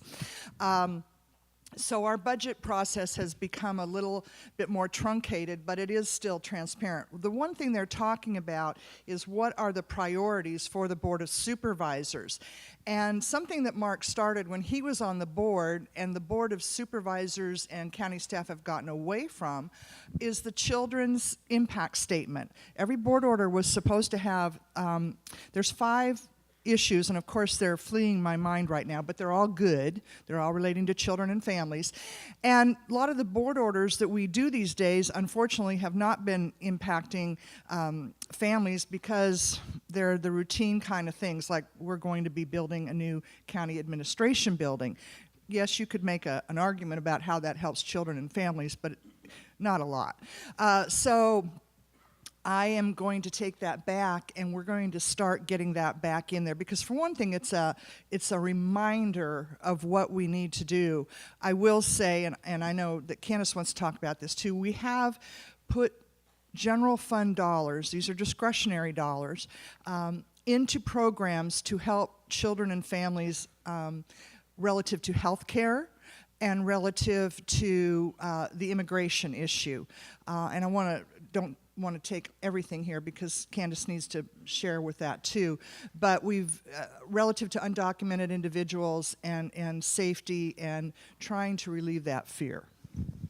And some of the concerns I hear from individuals in my district as it relates to children, and I represent the south end of Contra Costa County, which is historically some of the more affluent areas. It's the San Ramon, Danville, Alamo, Walnut Creek, Lafayette, Moragan, Orinda. Karen and I share Walnut Creek.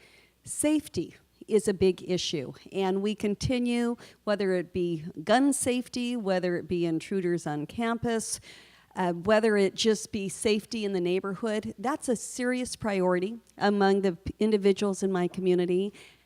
Housing, how do we afford the housing? And even though I represent what's deemed an affluent area, a lot of people can't afford the housing that they currently have. And they just see the rents continuing to get higher and higher. And they may want to live in a community because they have ties to their schools. And so that becomes a challenge. Even in my community, I see people who are concerned about food security, having enough food for their children, having the right types of food for their families. And something that's a little bit different that I'm seeing more of is what I'm calling distracted parenting. And it's sort of like distracted driving, but it's parents who are tied to their cell phones or tied to their Instagram feed or their Facebook posting or whatever, texting their friends. And you might see this at a park, you might see this in a home where you sometimes have children coming up to their parents, taking away the phone and saying, "Look at me." And again, so it's something that is very disconcerting to me that I'm seeing a little bit more of. Thanks, Candace. Well, first of all, it's wonderful to be here. Much preferable to be here than in Washington, D.C. right now. Well, it's warmer, but I was talking more about the culture. And I just want to also say how this brings back a flood of memories being up here with Karen and Candace, and also with all of you. I remember being at the first one. We were talking about Joe Ovick and I making fools of ourselves through the first 5 or 6 of them, making fun of each other. So it's delightful to be here. And I want to say, Karen said about the child's impact statement. It's wonderful to hear that that's still around. I actually started that. It was a Children's Now proposal where we did children's report cards, which was wonderful. The idea was to try to do these in all 9 Bay Area counties. Actually started in San Mateo. So those are really, I think, really helpful. My DC staff will be happy to hear this. That's a good idea for a bill. We should try that nationally.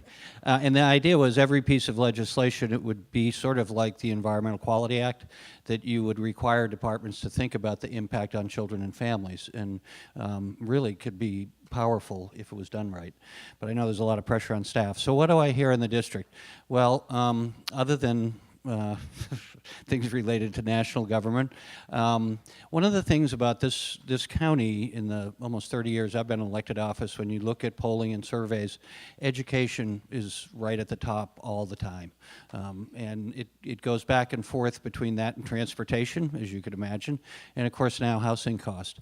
But ultimately, I think it's families and children. I think yesterday, or 2 days ago, I was very pleased. I was awarded the House of Representatives PTA National Award for Children's Advocate because I'm on the Education and Labor Committee. Yeah. And when I went to receive that, I told a couple hundred people who were there from the PTA across the country, one of the reasons of the involvement for myself, and I thought about my predecessors in Congress and in the legislature. George Miller was in the Congress for 40 years, was chair of the Education and Labor Committee, chaired a special committee on children and families when Tip O'Neill was the speaker, and then Tom Torlakson, who preceded me in the legislature, is now superintendent of public instruction. It's part of this county, and we should be really proud of that. The struggle is there's never enough money to do what we need to do, and particularly for what you do. We know now the neuroscience and cognitive development. We know the best investment we can make is in what we did for a long time in the state and in the county in terms of developing the child, identifying families of mothers at risk, to give them family planning when they did anticipate and get pregnant. The family and the mother was informed about the best health practices. I know we still do that all the way through. So all of those things we should be investing more on. And if you've come to these before and listened to me, the irony is in the United States and California, where we really led in getting women in the workforce and employers benefited from that. In other countries, the employers pay for the infrastructure. So they pay for universal, high-quality early education and health for the young person. And we know the return on investment as a culture for that is the best investment you can get. So it's frustrating for all the good things we've done, and we should be proud of that. It's frustrating to know that in this period of time where we know the neuroscience, we know that science is telling us this is the best investment, that in this country we don't do it. In the most powerful, wealthiest country in the history of the planet, that we don't have the best universal, free, excellent early education. So that's a theme, and you are to be credited for this, that comes up as I've traveled around the county in the almost 30 years I've been in elected office over and over again.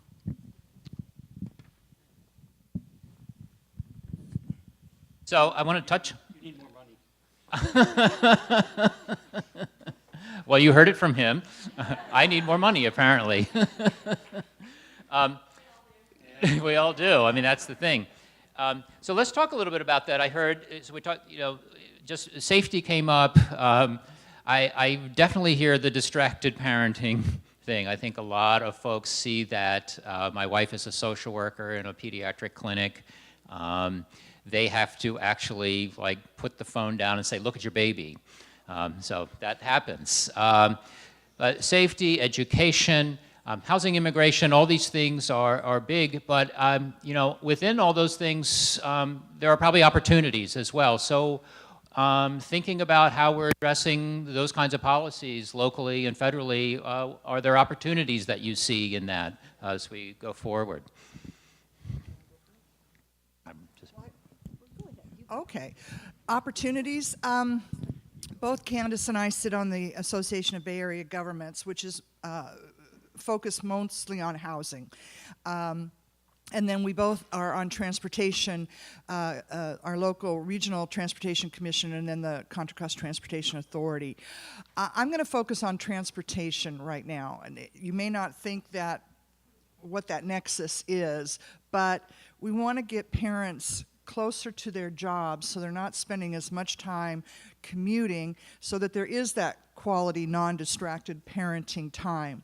And there's going to be a lot of things you're going to be hearing about this next year about transportation.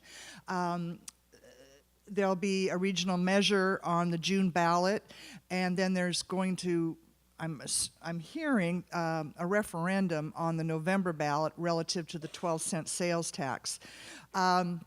There's always a connection. I hear from residents, why aren't the roads in better shape? That's what that 12-cent gas tax is hopefully going for, and you've already started seeing some of that. But I'll just make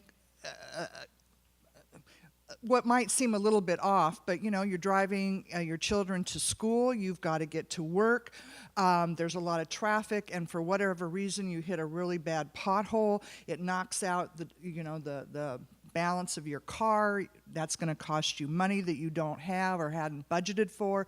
Your children are late to school, you're late to work. I mean, it all is connected. You may not think it is, but that's one of the things that we do have some money to do stuff for. And we're also looking, obviously, at public transportation buses. Candace sits on the County Connection, which is the bus, but I'm sure she's heard it. I've heard it. Mark probably heard it when he was. Why do we have buses when there's so few people in the bus? I hear that all the time. Why don't we just give taxi vouchers out? There's pros and cons to both of that, but there are people in income brackets that can't always afford a car, and that is their major form of transportation. So I support continuing to put money into those kind of things. So I'm going to stop on transportation and Well, and I'll talk a little bit about housing. In fact, yesterday I was in San Francisco with LaVonna Martin, who is over our homeless. She's the director of our homeless services for Contra Costa County. And we were meeting with leaders from Oakland and San Francisco and Santa Clara County, just talking about what are we doing? How are we becoming more integrated in our systems? How are we tracking families? And as I've been focusing on homelessness, and I'm just going to throw out there in Contra Costa County, if you know of someone who is homeless, if you see someone who is homeless, you just need to call 211, which will take you to the Contra Costa Crisis Center. And there they're going to either send out what we call our core teams that are going out to interact with someone who is homeless. But earlier this week, I was at another meeting, and it's not always government that has all the solutions. And this was through Contra Costa's Interfaith Coalition on Homelessness that does something called Winter Nights. And what I found just so remarkable to me, you know, different churches throughout Contra Costa host homeless families, but volunteers get up every morning and drive those children to the school they've been attending so that they won't have a lapse in their education. And so I've got to say there's so much more that can be done beyond government as well. And the issue of affordable housing, we've got several pieces of legislation, some better than others, pending up in Sacramento that might make it easier to build housing. The reality is we've got a really broken system of housing approval. It's California's Environmental Quality Act, CEQA, that while it's there for a very good purpose to ensure that we are not endangering the community's health, it also is a tool used by many to just delay and refuse to allow any housing to be built.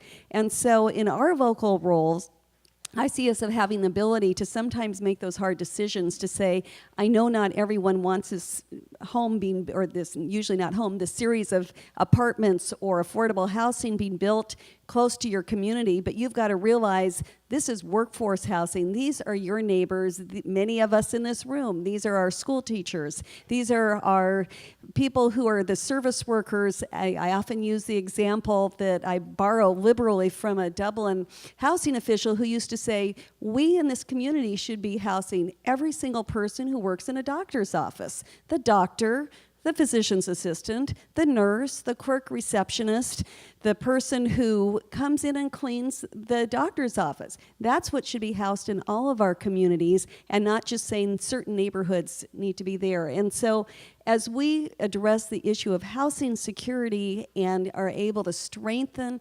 families and strengthen the ability of parents to be home with their children in the afternoons or early evenings to help them get their homework done, to help them as they become more, as they go beyond even early childhood education, but into the primary grades where they need that parental support, into middle school and high school where there's a parent behind them saying, you need to keep studying. You can't just drop out, and you will go to college. It starts at such an early age, but it continues through a child's life. So housing is something I see as being very beneficial in providing this benefit to our children, not just from early childhood, but all the way through their development. Thanks, Candace. And I wanted to mention, too, because, yeah,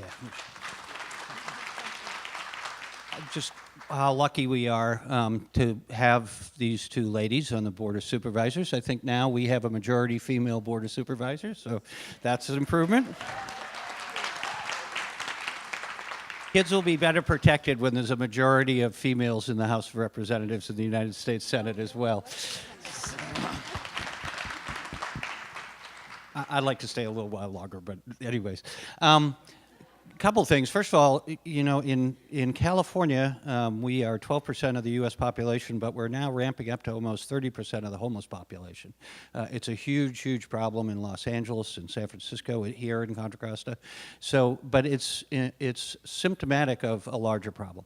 So I probably use this quote every time I've come here. In 1974, 14% of women with children were in the workforce. By 1994, it was 74%. Kids nowadays can expect, with kids getting out of high school, can expect to change careers 6 times in their work life. So I say that to say the social model has changed. My 96-year-old mom just passed away, and we talked often about how life had changed in her lifetime. We forget how dramatically, I mean, think of that, 14% to 74% in 20 years, and now it's years later. And we've been slow as a culture to respond to that. And what I really think of, when you look at the numbers, the gross domestic product and who benefited from having that second income in the household, we're more productive than we've ever been measured by households. The benefit of having that second income, but also the talent that was suppressed for many years, and the benefit of having moms there taking care of their kids full time. But we didn't provide the infrastructure, and when you look at countries like France, they did. And they responded socially slower than we did. So it's a real problem, and that benefit went to the employer, both public and private. So what we really should do in this country is refocus on the #1 priority, children and families, and be customer driven. So what's the most important thing for the child and that child's development? Because it's a cliche, but it's the truth. The way out of poverty and inequality is great public education and getting people educated and getting them cognitively developed and knowing and identifying where the risks are. We know where the risks are now. So this country, hopefully in the next few elections, will start talking nationally about that. That's the most important thing we do. What do we all care about? What's a driving force in all of our lives, just as our parents' lives? How do we leave this place better for the next generation, for our kids and our grandkids? So that's the thing I think that we really have an opportunity for, is changing the conversation. And we, by our nature in the public sector, and because of the diffused nature of American democracy, which is good, it's hard for us because we will do, I can remember Congressman Miller, when I was on the board, when we had money and there was more of a focus on this, we would do grants. The 3-year grants would come in, we'd get them, they'd be great, and then we'd have to do away with them because the federal funds would go, and we couldn't afford it out of the general fund. So we have to stop doing that. We have to focus on outcomes, performance standards, how do we help these kids become the best grown-ups they can be, so we will improve this country. We have the highest level of inequality since the Great Depression. I've met with the folks at Stanford multiple times as one of 3 federally recognized institutes for the study of poverty and inequality. The long-term answer, the mid-term answer, the short-term answer to inequality is excellent public education, which includes high-quality early education for kids. So that's, I think, the answer to your question is, with all the challenges we have, and certainly our budget challenges at the federal level, if we could refocus on that as the nation's #1 priority, the world would be a better place. You heard that. See what a little time on the first 5 commission does?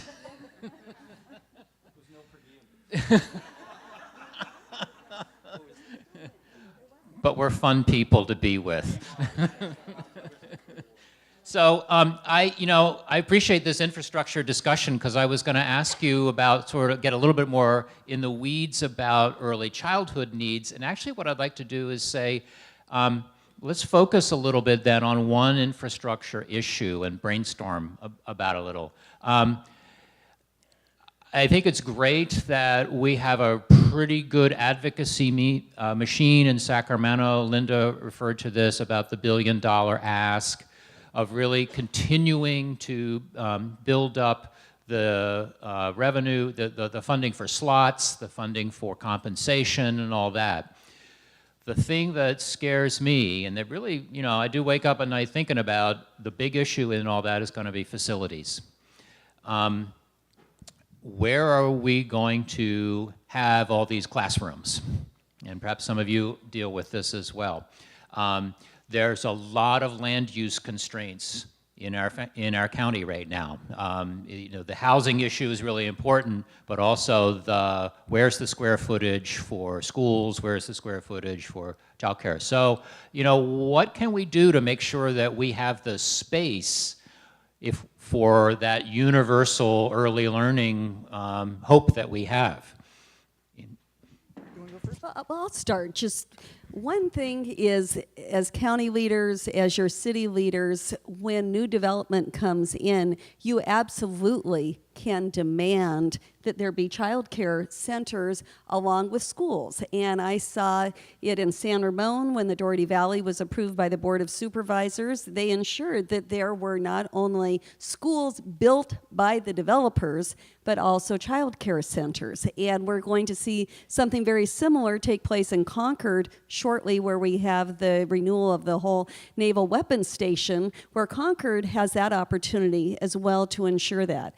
We have to continue to think outside the box of where do we traditionally have our preschools, both public and private. And over the last 15 years, I've seen many churches, as they've seen perhaps declining participation of congregants and needing to raise some revenue because passing the plate doesn't always meet that need, you know, starting preschools in their own church buildings as well, which are generally not used very often during the week. Interestingly, there's great NIMBYism toward that. And as I sat on Danville's town council, I had neighbors show up at a public meeting to complain that there would be children playing in the backyard all day long. You would hear children laughing and calling out. And needless to say, we approved that preschool in that circumstance. Something else which to me is a great source of learning is our libraries. I love Contra Costa County's library system, and while we have some children programming in there with our, you know, with depending upon the library, depending upon the amazing community involvement of their friends and their foundations, there's probably more we could do within our library system that could enhance a story time to include some more very fundamental learning your alphabet a little bit better, learning to, you know, do something else that we might see more traditionally in a preschool setting that could really enhance perhaps those parents who don't have their children in a full-time preschool, but who could use that. You know, I look at, as I was talking about distracted parenting, the internet is a huge waste of time for many, but it's also an amazing resource.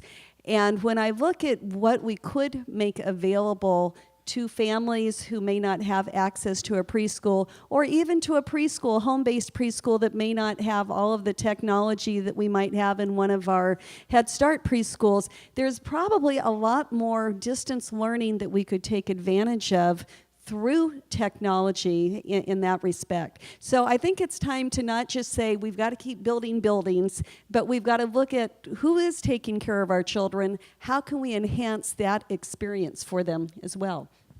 Well, and I appreciate that Candace brought up preschools at church, because my church is here in Pleasant Hill, and actually we are putting a preschool in, but I'm going to go to my always favorite topic, which is dollars. My minister called me, and he said, Karen, oh my gosh, they want to charge us $30,000 for traffic impact fee. Is there anything you can do about that? I said, no, Pastor, there's not, and I wouldn't. You will have an impact in that area, and everybody pays a traffic impact fee. In fact, a church farther up the road, and when Candace talks about people coming out, I've heard the same people saying they don't want the kids in the backyard, but what they're more upset about is the traffic. So, how I'm going to relate this to dollars. I never liked Prop 13. Way back in the day. It's here, it's going to stay, but one of the things and what I would encourage you to be more involved in is the to get away from the fear of changing Prop 13 and to make it a better Prop 13. And what I mean by that is that our corporate neighbors don't have the reassessment as does when homes sell. And I think there's a tremendous amount of money that could come back into the state coffers and therefore local coffers to help with these types of things. And out of the other side of my mouth, I'll say, you know, we are criticized here in California that it's very expensive for businesses and corporations to do business, and I agree. Candace and I, again, were at an ABAG meeting the other night, and I was quiet, and she was too, because some of our more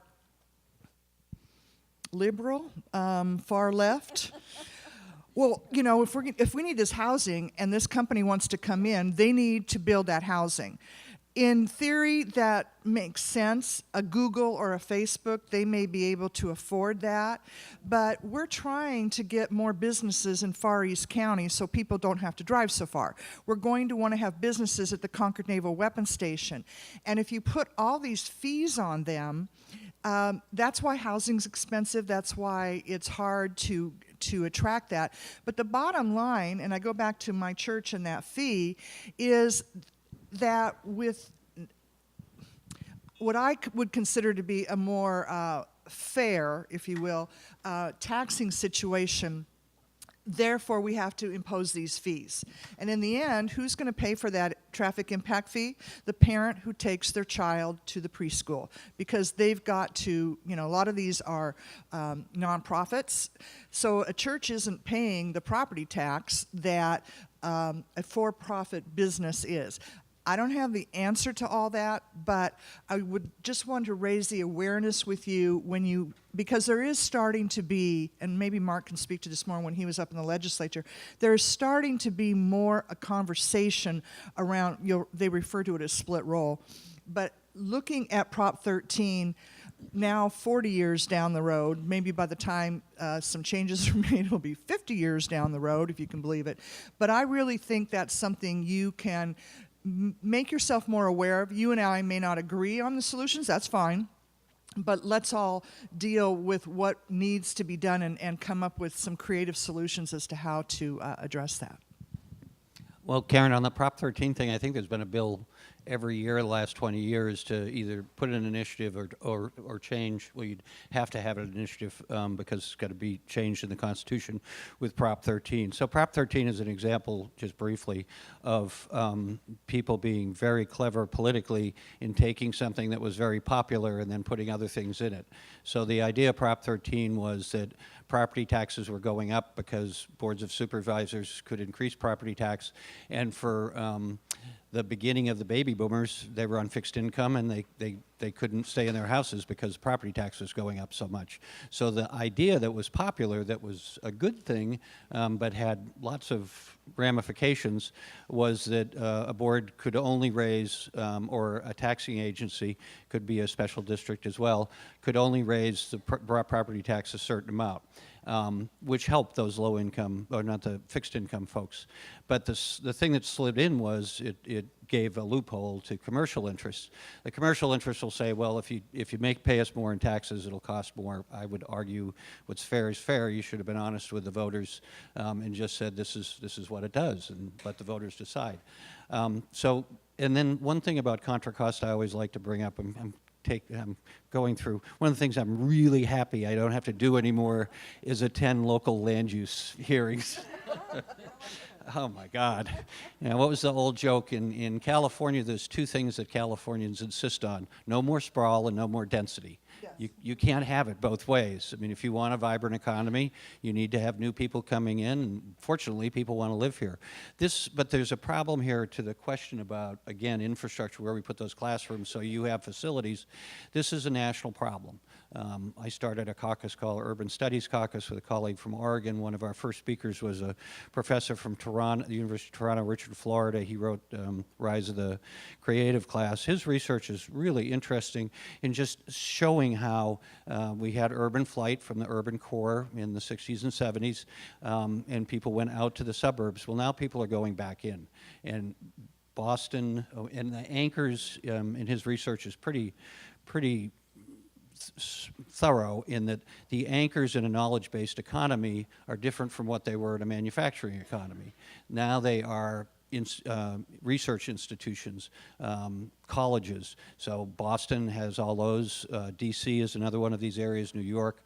San Francisco is the premier one because we have all these private sector companies that are spending lots of money on research and getting new products out. And then we've got the University of California, the National Laboratories, Stanford, CSU, great community college systems. So we have to, again, adapt our public policy to a world that's very different than we predicted. We used to predict there'd be one income and one house. They would be mostly traveling back and forth from the suburbs, and now that's all changed. And we have been very slow, in my opinion, in the Bay Area to responding to that, which is ironic because we're the innovation center of the universe, but we have been slow to respond to that. And this is one of those issues where we should require, in my opinion, in state law. When I was on the board, I think, Karen, we started to require a specific amount, it was 25%, memory serves me, of low and affordable housing if the development was over a certain amount. Well, we should do the same thing for childcare. We know we can model fairly predictively what the new development is going to contribute in terms of young people and their needs, so maybe something in there. And then lastly, you know, it's funny about CEQA. I co-authored a bill that I have framed on my wall in DC. It's called SB 375 with Darrell Steinberg, who's now the mayor of Sacramento. It was so much work. We worked with the home builders, with the environmental community, and the idea was if the project was consistent with the zoning and the general plan and consistent with a regional, I think it was strategic growth strategy, that you wouldn't have to go through the whole process of CEQA. The problem is, and I remember having this conversation with then Senator Steinberg, I was an assembly member, I said, Darrell, we don't have enough requirements in here to make the jurisdictions do what we're telling them to do. And I remember us saying, we'll do that later. Well, that needs to be done. And it's a problem because we want to have a balance between this beautiful place where we've protected the environment, where people want to live here, has a high quality of life, but it's like Noah's Ark. We have a moral responsibility to allow people to move here, are going to contribute, and we really have a moral responsibility to our kids and our grandkids that they can be able to buy a house and be able to live here, and they can't do that now. And if I could just add on to that again from ABAG, following up, there are bills in Sacramento now, but the big push by some of our colleagues is local control. And you're going to be hearing about that because those of us at the local level, and Candace and I sitting on the Board of Supervisors, I can't think of a project we haven't approved. The problem is we don't get a lot of them because we're just now, even though it's 8 years, 10 years later, coming out of the recession. So there are folks up in Sacramento that if people would read the whole bill, it's around transit-oriented places like Pleasant Hill BART, but they also have put bus stops in there.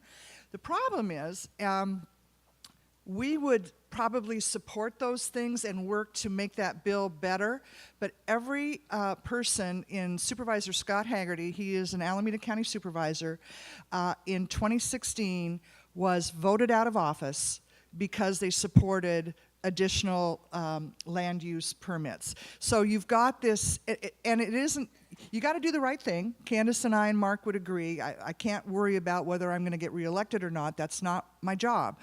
However, when you have good people there making good decisions who get voted out and people get voted in who are no, no, no, no, no, you've defeated the purpose.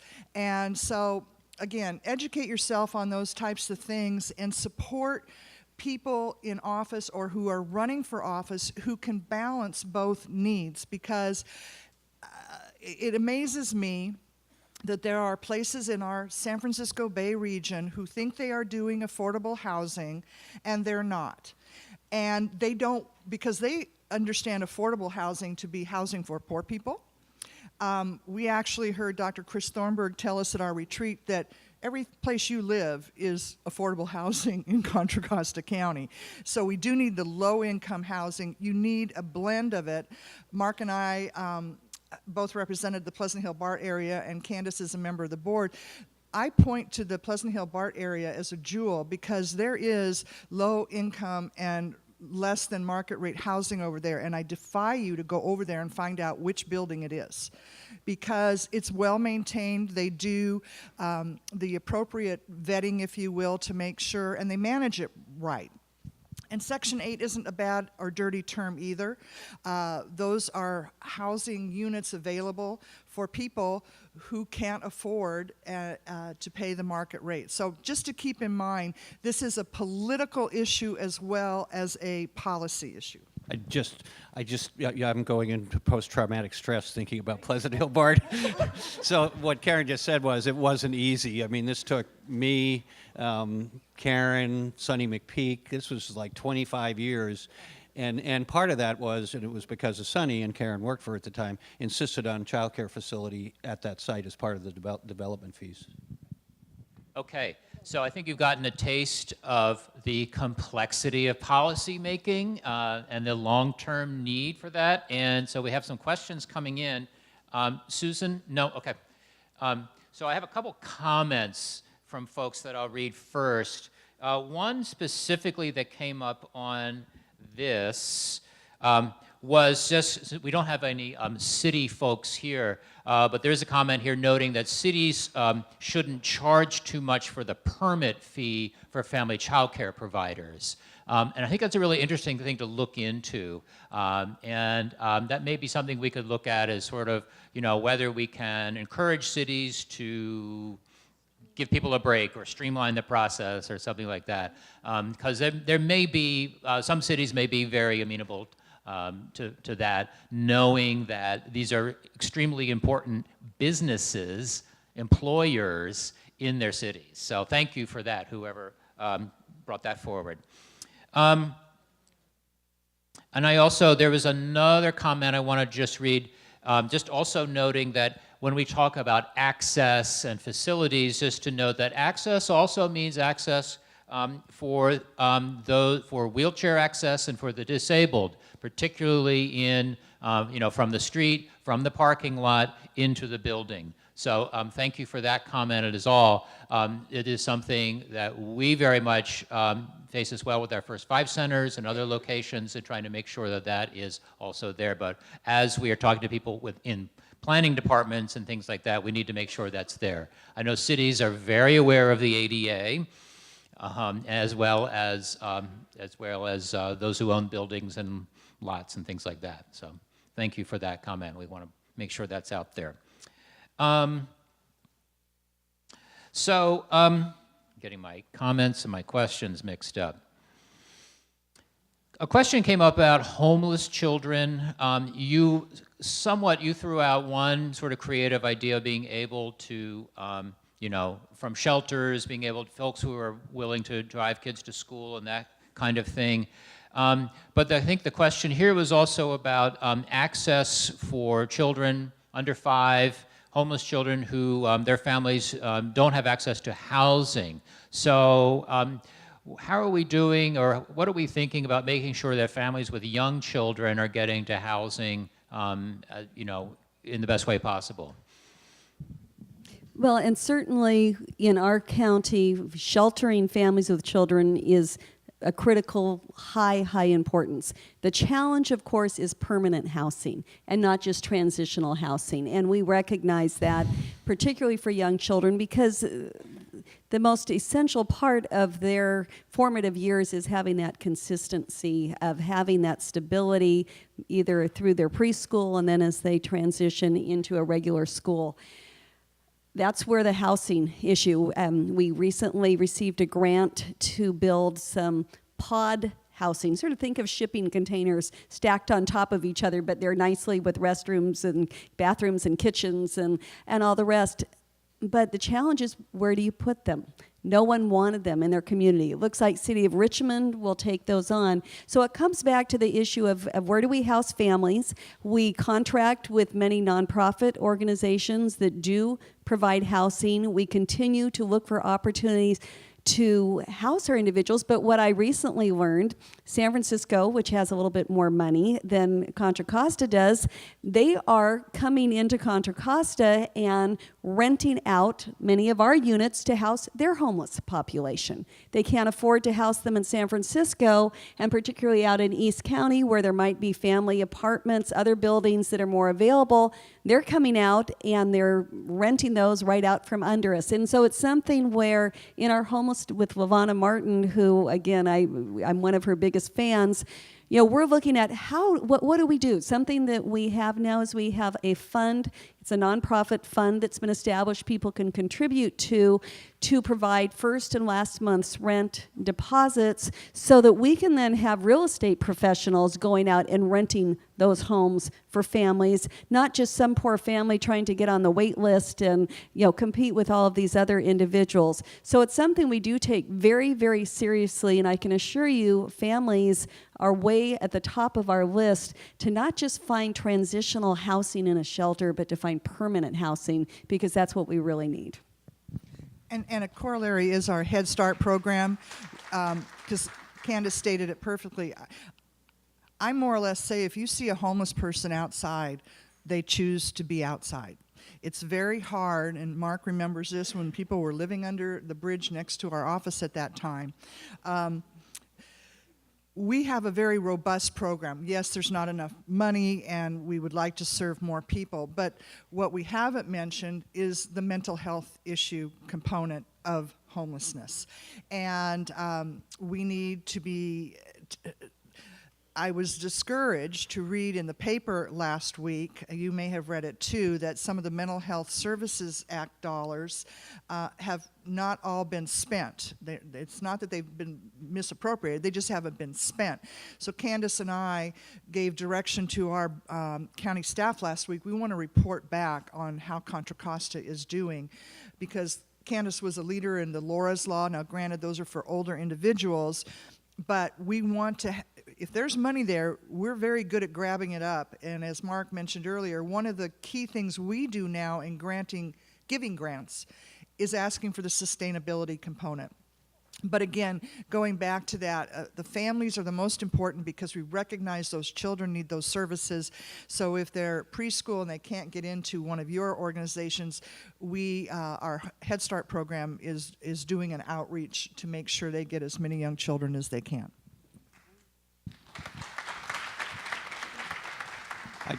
That camp under the bridge on Concord Avenue, that was the general services people used to call it Camp DeSaulnier because it was next to my office. Yeah, that was very funny, haha. Well, all of these things, but the larger thing in this country, going back to the inequality problem that we have right now, is that the pressure on people to just stay ahead. So the cost of, economists say there are 5 fixed household costs: taxes, healthcare, transportation, education, spacing on the 5th one. If you look at that over the last 30 years, all of those have gone up exponentially at the same time that wages have been flat. So our economy is driven by investment. There's nothing wrong with investment, but economists generally hold that wages and capital have to be close together. When you look at when things were really good for middle-income people, when people were moving up out of poverty and were not risking to drop dead out on the street, those wages and capital were very close. In the 1960s, when Eisenhower was president, if you worked a full-time federal minimum wage job, you earned one income, you earned 55% of the average household income. That's now below 20%. So you've got people who are working 2 or 3 minimum wage jobs, even in places like California where the state minimum wage and most local minimum wages are higher, and they can't afford a housing unit. We have people not far from here who are living 2 or 3 families in a 2-bedroom apartment because they can't afford to do it otherwise. So this is another, I feel for local government, because you're the proverbial Dutch kid, non-gender specific, trying to keep the dike from breaking, because we have this national policy when it comes to tax policy, rewarding investment and punishing wages, and having enough money so that you can raise your kids, own a house, and have retirement, which is what we used to have in this country. So I applaud everything you're doing individually. And again, for the wealthiest country in the history of this planet, there is no excuse for us having young people under the age of 5 without without safe housing. That's just disgusting. Thank you. Thank you. Our time is running short, but we did have a question relating to revenue, which Mark has alluded to a couple times. And so I'm just going to throw this out there. Basically, this question notes that there have been ballot initiatives in San Francisco and now in Alameda County specifically for early care and early education. So what do you think is the likelihood for something like that in Contra Costa? Right now, this year, no. As I mentioned earlier, there's 2 competing ballot concepts out there. I wish we'd hear more from the people that are yes, but we hear a lot from people who are no. And if you look at the letters to the editor, there are some old fogies out there that just don't get it. I'd like to use another word. And actually, I was dealing them when I was an aide to both Sonny and Mark. And I'm thinking, they're still around? My point is, you have to talk. No, you're not one of them. I'm talking about residents. You know me, no. My point is that we have to time those kind of ballot initiatives at the right time. Back in 2016, which was just a year ago, November, in Contra Costa, we defeated Measure X, which was to add another ½ on top of the ½ we're currently paying for transportation. And my belief is one reason it failed in Contra Costa County is because of the component that would go to BART. We argued and we got the best deal possible for that. But I know that Alameda has done a housing bond. I believe there's legislation up in Sacramento to do that. I actually believe it should be a statewide bond. I think the entire state should be paying for this, not county by county. And we're also there's a limit on how much you can tax. And between the library taxes, some places, the gas tax, or pardon me, forget that one, the sales tax, the increase in sales tax, Pleasant Hill now has a ½ I don't know if you're... yeah, Orinda and Moraga. Iowa, Morinda cities have ½ sales tax, primarily for road repairs. And they're specific. So you're coming up against a ceiling, and people feel that they're being taxed too much.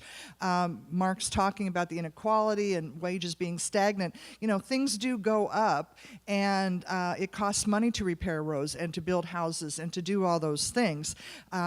This building here was built with a bond in Pleasant Hill where people are paying more on their assessment to have that. So I'm just being real frank. I don't see that happening in this year. Maybe when we have another, like in 2020 when there's a presidential election, but I just don't see it right now because it would fail. And we don't want it to fail. And I was just going to say, I think Karen's absolutely right. Historically, Contra Costans tend not to want to tax themselves. Alameda County has health care taxes, other taxes that would make our lives much easier in balancing our budget and providing a much greater wealth of services to our residents. But historically, you know, we can't even pass a library tax to support our libraries in this county. It's just the reality of what our voter base is.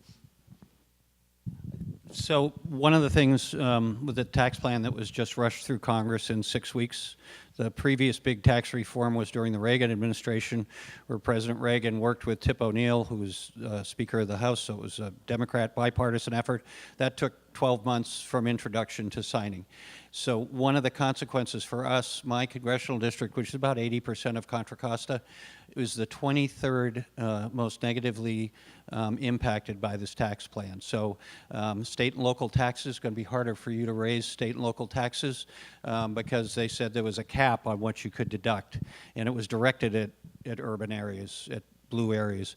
So the average in my district is about $19,000 a year for about half of the people took that deduction. So they're going to lose a $9,000 deduction on this new plan starting this year. Then about half of the households in my district, so most of this county, also took about a $19,000 similar deduction for student loans. They're going to lose $9,000. So it's $18,000 in deductions that you were able to take in my congressional district that you won't be able to take any longer. So to pass these bonds or taxes, it's going to be harder to do because half of the voters are going to say, I can only deduct $10,000. So this goes to a larger discussion. If you want this economy to work for everybody, you need to go back and have a national tax plan and income tax and corporate taxes that worked for everybody. In the 60s, when President Eisenhower was president, we had the most progressive tax in the United States that we've ever had. We now have a very regressive national tax plan. So we tax people who made a lot of money, we tax them a lot. And we need to go back to that. It benefits everybody. All right. So I have one last question, really to look to the future, and I did get a comment that kind of leads us into it. The comment went something like this: every time I attend this forum, you talk all the time about children and families. Why not talking about teachers and how you can provide more support for them? And so I want to say one thing, and then I have a question for you, for all three of you about this. Absolutely is the answer there. I mean, obviously, our room today is filled with teachers who, in the sane world that Mark DeSaulnier would run, would be the highest paid people probably in the country, with King DeSaulnier, right?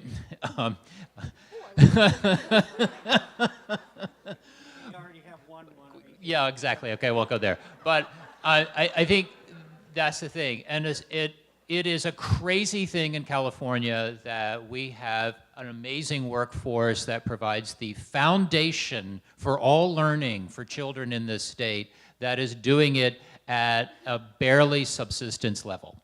So this, to me, is going to be our biggest challenge going forward. Many of you have done huge amounts of professional development. You are truly professionals in every sense of the word.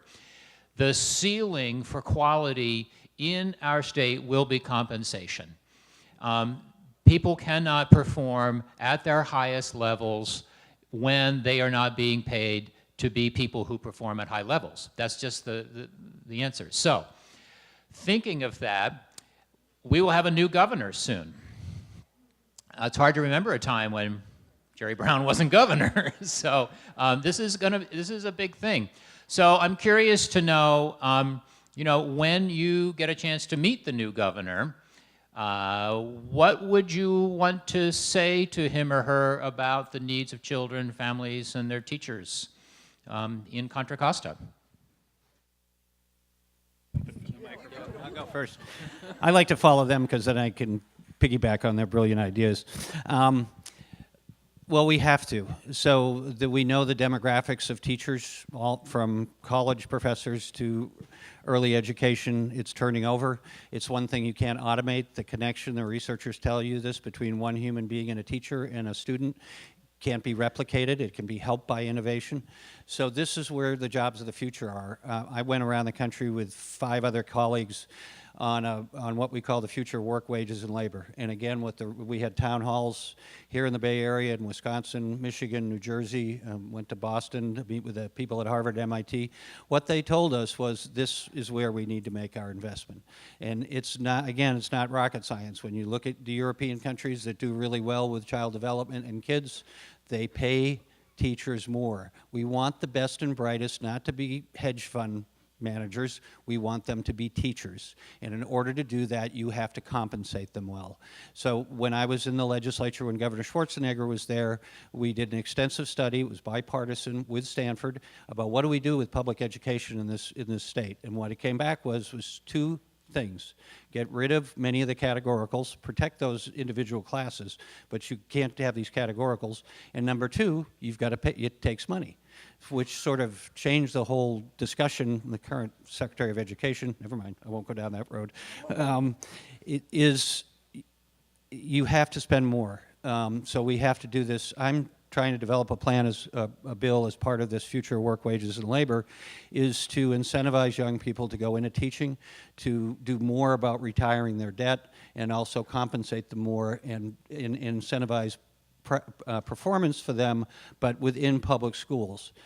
Ben Franklin said at the founding of this country, the best investment we will always make in this country is in education, and that's what we need to do. We need to pay you more, compensate you more, and make sure that the best and the brightest in this country, their first choice of career is to be a teacher.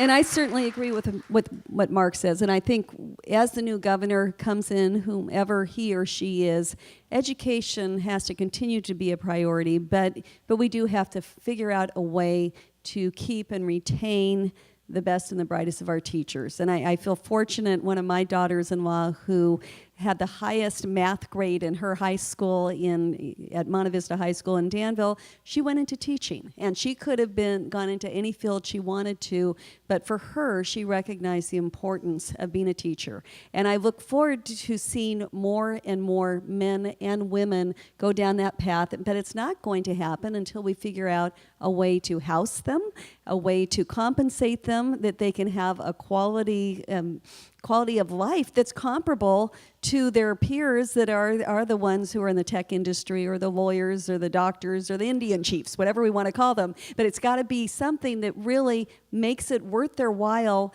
so that their passion isn't just this altruistic, I'm doing it because it's the right thing to do, but I'm doing it because this is how I can have the same quality of life that I anticipated my children having or my parents experienced, I experienced growing up. And unfortunately, in the Bay Area, it is really, really hard to do unless you've got another spouse who's out there making a lot of money that supports you in this altruistic endeavor of being a teacher. So we've got to figure out, again, the housing component, the affordability, and the compensation.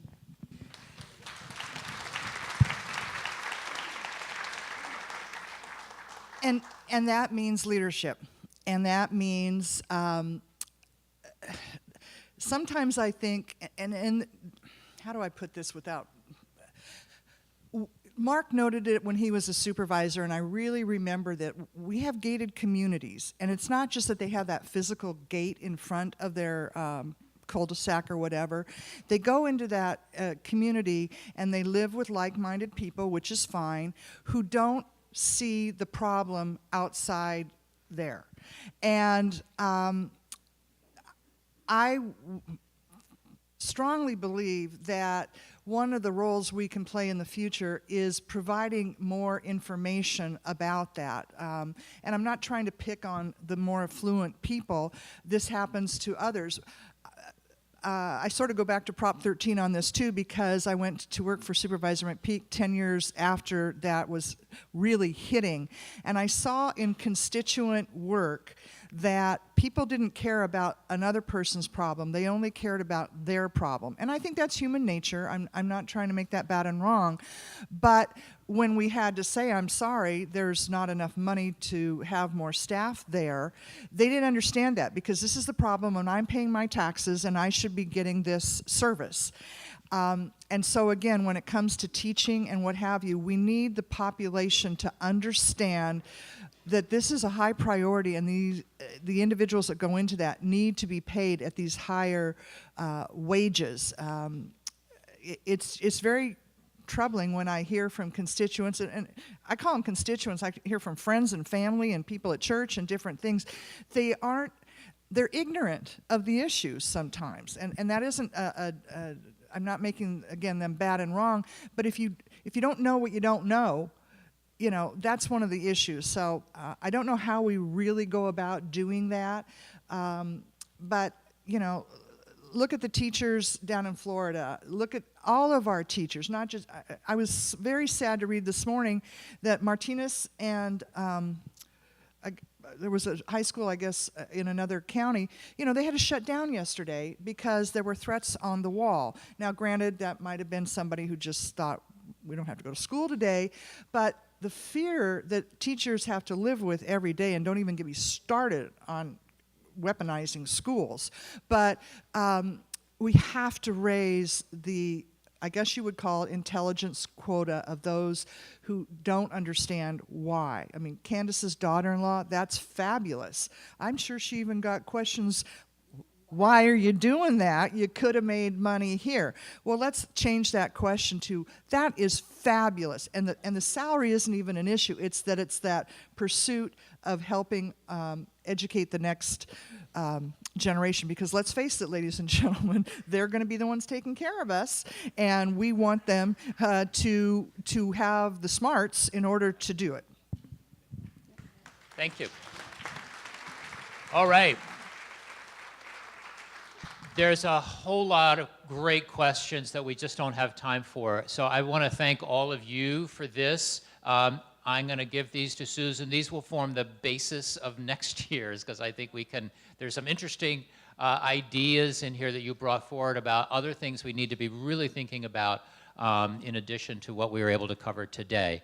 But right now, please thank Congressman Mark DeSaulnier, Chair of the Board, Karen Mitchoff, and Supervisor Candace Andersen very much. Thank you.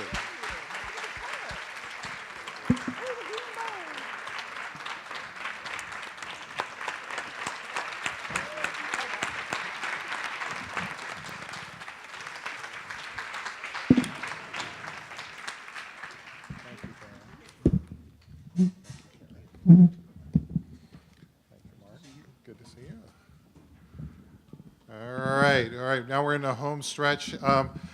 It sounds very, very complicated, I know, but that's why we have these individuals to make it less complicated. Your mission is pick a cause and go forward, because that's where it adds the most energy to. Add your voice. This whole thing, Susan and I were sitting there, and I actually came up with a great idea to help move our agenda forward, because one of the things on Susan's agenda is to get everybody here to start telling their stories, that it's your stories that are going to make a difference when people hear that. So we're going to hash out a few ideas, and I think this will come to the point we want it to be. Before I introduce our last person, which is Kathy Roof, who is our chair of the LPC, I just want to leave you with one simple activity you can do every day that will change your whole perspective on the work that you do. This is what I do for me. In order to keep myself motivated, I do one simple thing. You go to YouTube, you type in laughing babies. All right? And I guarantee if you watch a child laugh for 2 or 3 minutes, it will put you in the right frame of mind. You'll be able to do your work. You'll be focused. You'll be child-centered. It'll be everything you need to get through your day. So remember that. Just put in laughing babies, and it'll be wonderful. And I have the best one of my own daughter. I'm trying to slip in there. All right. Kathy is the chair of the LPC, and she is going to come up and have some last-minute instructions for everybody.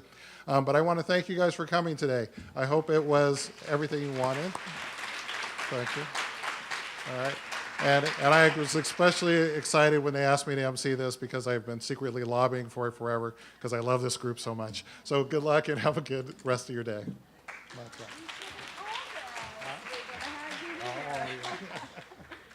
Thank you so much. I'm cutting mine short because we're running late, and everyone has done my job. So my job is to let you know your advocacy cards are on the table. The one takeaway from today is you need to advocate, and your voice does matter. And I think you've heard that a lot today. And then also, our state legislators were not able to be here today, so it makes it even more important for you to do the cards, put your stories on the cards, your issues, and then we also have in your packet all the legislative addresses and phone numbers. Keep writing, write letters. Mark DeSaulnier will tell you I'm the biggest letter writer, and he knew my first name a long time ago. So your voice does matter, and it does count. Let's see, I want to invite people to join the local planning council. If you like what you see today, we're doing very exciting things on our committees. A lot of you use the roadmap to kindergarten in your programs.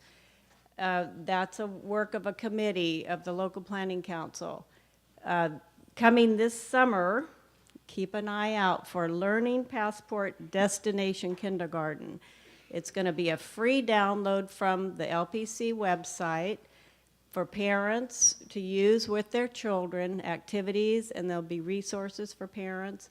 And so programs can download it and let parents know about it. Let's see. And then, of course, our PDP, Professional Development Program, is one of our activities.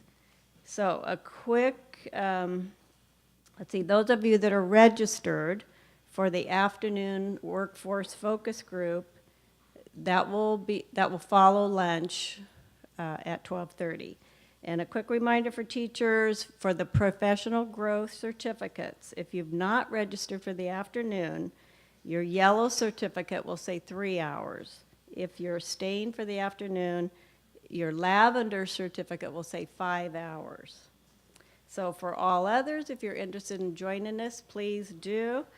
And this is another way to advocate for your issues, because we're going to take from the afternoon and put it into our needs assessment plan, our strategic plan going forward. Our needs assessment will be finished in May, and then we will be working on a strategic plan. So we need your input. I'd like to call up Aaron. Is Aaron Parada in the room? Oh.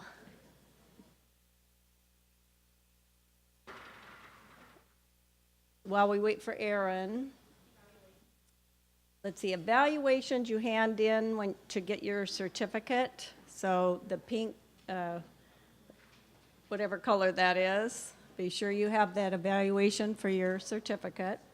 And while we're waiting for Aaron, I'll thank our sponsors, First Five, Kaplan, Old Firehouse School, and I want to shout out to Dorothy Stewart, who's here today, and she solely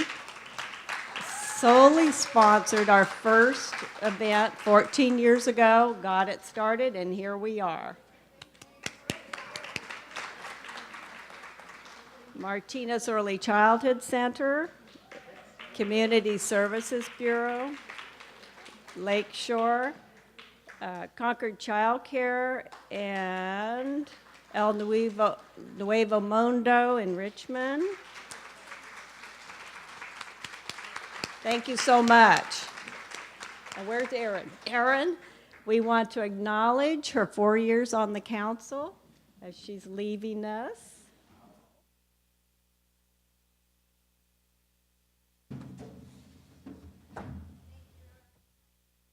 We appreciate your service, Erin. Thank you so much. Thank you.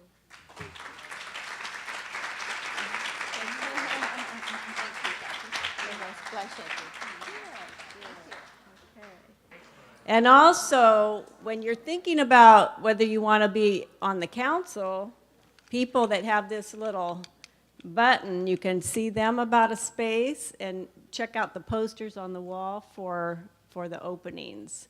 So thank you very much. We'll go to lunch.